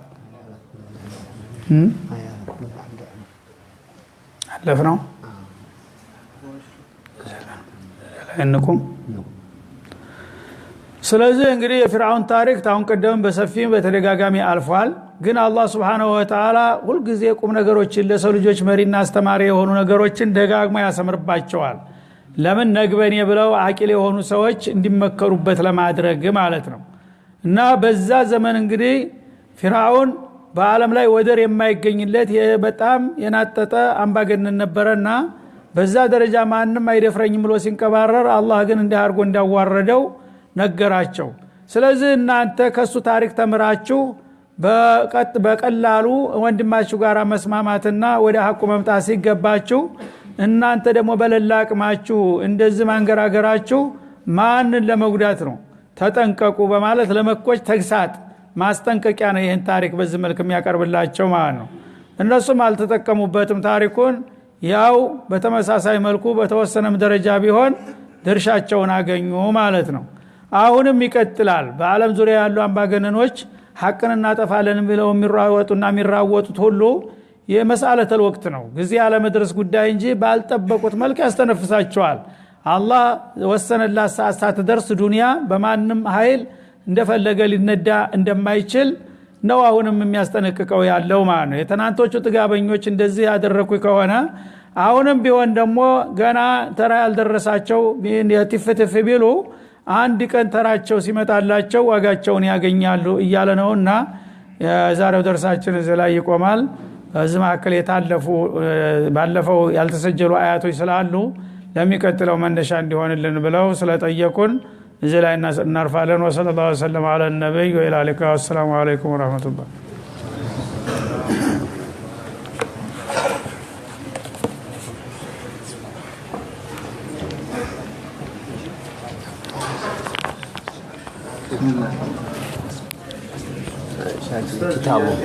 كتابنا አሁን የመጣስ ይችላል ለምትናገሩ እሺ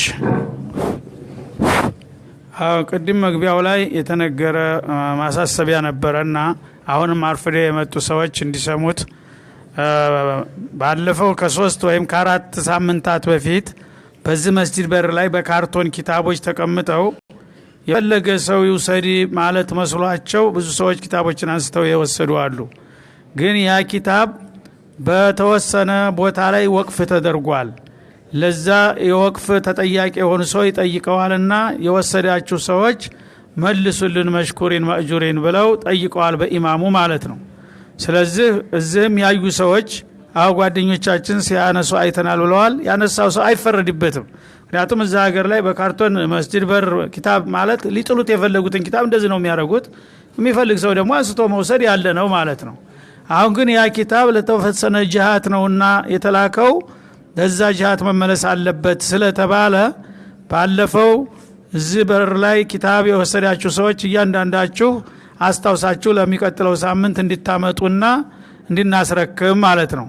ምክንያቱም ስማችን ወደ ላይ እንዳይወሰድና ኪታብ እየዘረፉን ይሄዳሉ መክተባችንን የሚል ነገር እንዳይመጣ ምንም ኪታቡን ያመጣው የኛ ሰው ነው ቢባልም ለማንኛውም ማህተም አለበትም ምናምን ስላሉ የሁላችሁም አሁን ያልመጣውንም ሰው አሰምታችሁ በሚመጣው ሳምንት ሁላችሁም ያገኛችሁ ነገ ብዙ ሰው ስለማይመጣ ነገ የሚመጣም ካለ ያምጣ።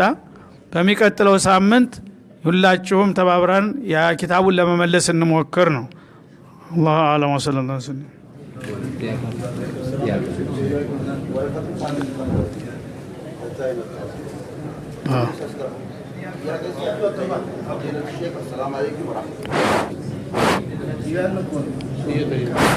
السلام عليكم ورحمة الله وبركاته. موسى وغنوچون فرعون ጭቆና ለማዳን ታብሏል።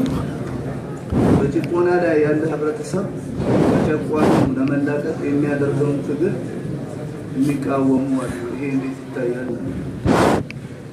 ይሄ ያለ ነው እኮ አላህ የሚነግረን ያለን ይሄ ነው እኮ። ብዙ ጊዜ ሰዎች አስተሳሰባቸው እንዳቅማቸው ነው። ሁሉ ሰው እኩል አይነቃም፣ ሁሉ ሰው እኩል አያውቅም። እና ቅደም ተከተል ነው ማለት ነው። የነቃ አስቀድሞ ወይም ብትሮ ያመመው አስቀድሞ ይነቃል። ገና ብትሮ ያልደረሰበት ደግሞ አገር አማን ነው ብሎ ሊኖር ይችላል። እና ሁሉም ሰው በአንድ ቀን አንድ ግንዛቤ ላይ ሊደርስ አይችልም ማለት ነው። ጭቆናና አፈና ካለ የሚጨቁነውን ክፍል እኮ ሁሉን ሰው በአንድ ጊዜ ሊያረግ ሁሉም አምጾ ስለሚነሳበት ቅደም ተከተል ነው የተወሰነውን ወዳጁ ዘመዱ አድርጎ ሌላውን ደግሞ እንደዚህ ያለ ነው እንትና የሚለውና የዋሆች ደግሞ ያው በእነሱ ላይ አንድ ነገር ካልደረሰባቸው ሌላው ቢጎዳ የማይሰማቸው አሉ በሰው ቁስል እንጨት ሲደዱበት እንደሚባለው ማለት ነው ምን ሆነ የሚላለ ያው ባለፈው ሳምንት መጥቶ አንድ ባለስልጣን እዚሁ ራሱ ምን ሆናችሁ መስገድ ተከለከላችሁ መጾም ከከለከላችሁ ሀጅ ትመጣላችሁ አይደለም ምን ትፈልጋላችሁ ያለውን ያው እንደዚህ ያለ የሚያደነዝዛቸው ሰዎች አሉ እንደዛ የነቃ ሰው ግን እንዲህ አይነት ቃል አይሸነግለውም ማለት ነው ምን እንደሚደረግ ስለሚያውቅ ስለዚህ የሚቃወሙ ወይም ደግሞ የማይሳተፉ ሰነፎች ቢኖሩ ይሄም ያለ ነው ተጥንት ጀምሮ በነብዮች ደረጃ ያሉ ሰዎችም እንደዚህ ነበሩ ማለት ነው የለየላቸው ካፊሮች አሉ ጨቋኞች አሉ መሃል ሰፋሪዎች አሉ ሙናፊቆች ነገር አሳባቂዎች አሉ ሰላዎች አሉ ተወትሮ ጀምሮ ማለት ነው እና አንድ ህብረተሰብ አንድ ወጥ ሊሆን አይችልም በተቻለ መጠን ግን የህዝብ ጥያቄ እያየለና እያደገ በሄደ ቁጥር ያን ነገር እንደማዕበል ነው እየዋጠው የሚመጣው ማለት ነው ትናንትና ውሃው ያልደረሰበት የውሃው መንሱብ እየደገ ሲመጣ ጀዚራው ሁሉ በመካከል ያለው ወደብ እየተዋጠ ይመጣል ሁሉም ባህር ይሆናል ማለት ነው ስለዚህ አመራር አካባቢ ላይ ያለው ነቃው ያለው ክፍል ጠንክሮ በቀጠለ ቁጥር ሌላውን በግዱ እንዲከተል ያደርገዋል ማለት ነው ያ የተወሰኑ ደካሞችና ሰነፎች ወደ ኋላ ሲሉ ግን እኔ ብቻዬን ብለህ አንተ ግንባር ላይ ያለው ተወደቅ የዛ ጊዜ ነው የምትፈሽለው እንጂ ሰዎች በተለያየ ደረጃ ቅደም ተከተል ነው ሁሉ ጊዜ የሚሄዱትና ይሄ መኖሩ አያስገርምም ነው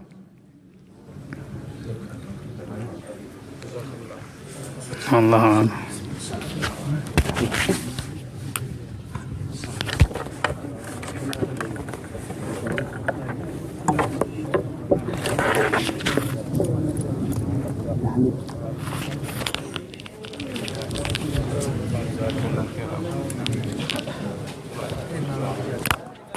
አብዱ 28 ላይ ነው ያቆመው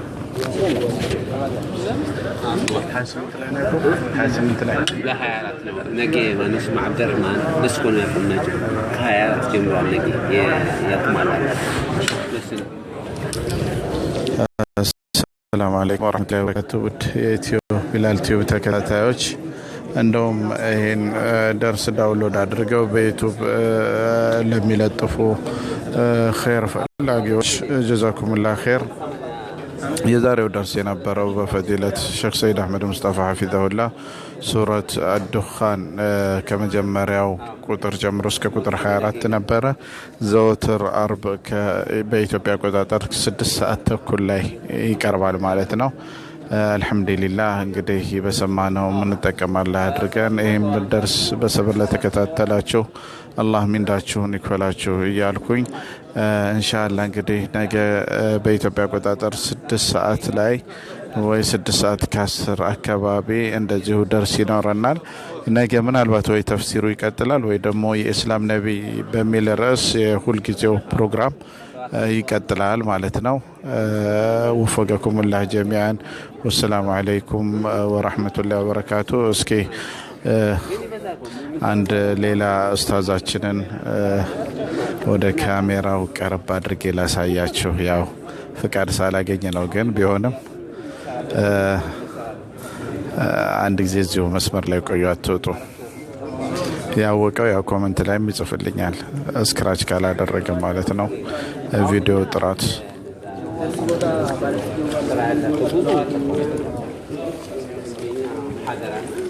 የታለና በዛው ነው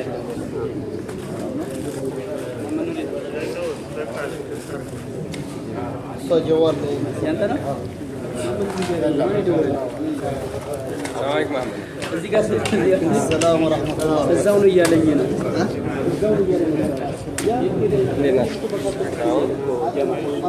ታው አብዱ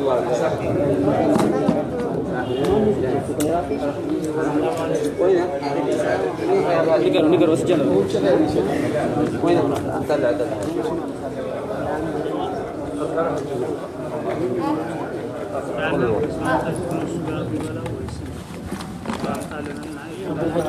جمع عبد الحكيم بمتير program keras saya balai jatuh mengetar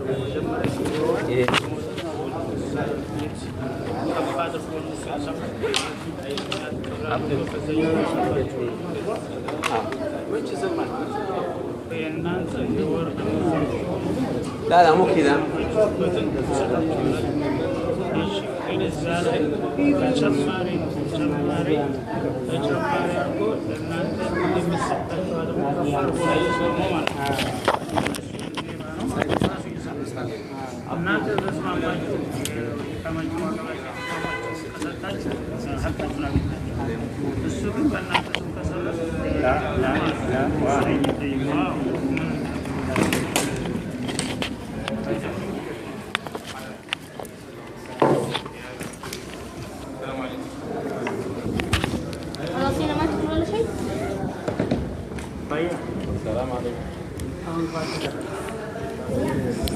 እንግዲህ እስኪ ኡስታዝ የሚያውቅ ኮሜንት ላይ ጻፉልኝ።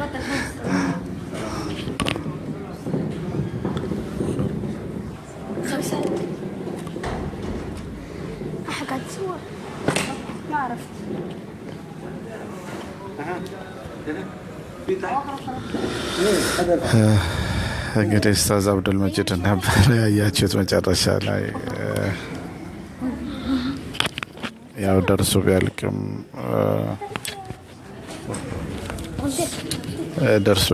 ያው ትንሽ ስክራች አለ መሰለኝ፣ ጥራት የለው። በጣም ይቅርታ።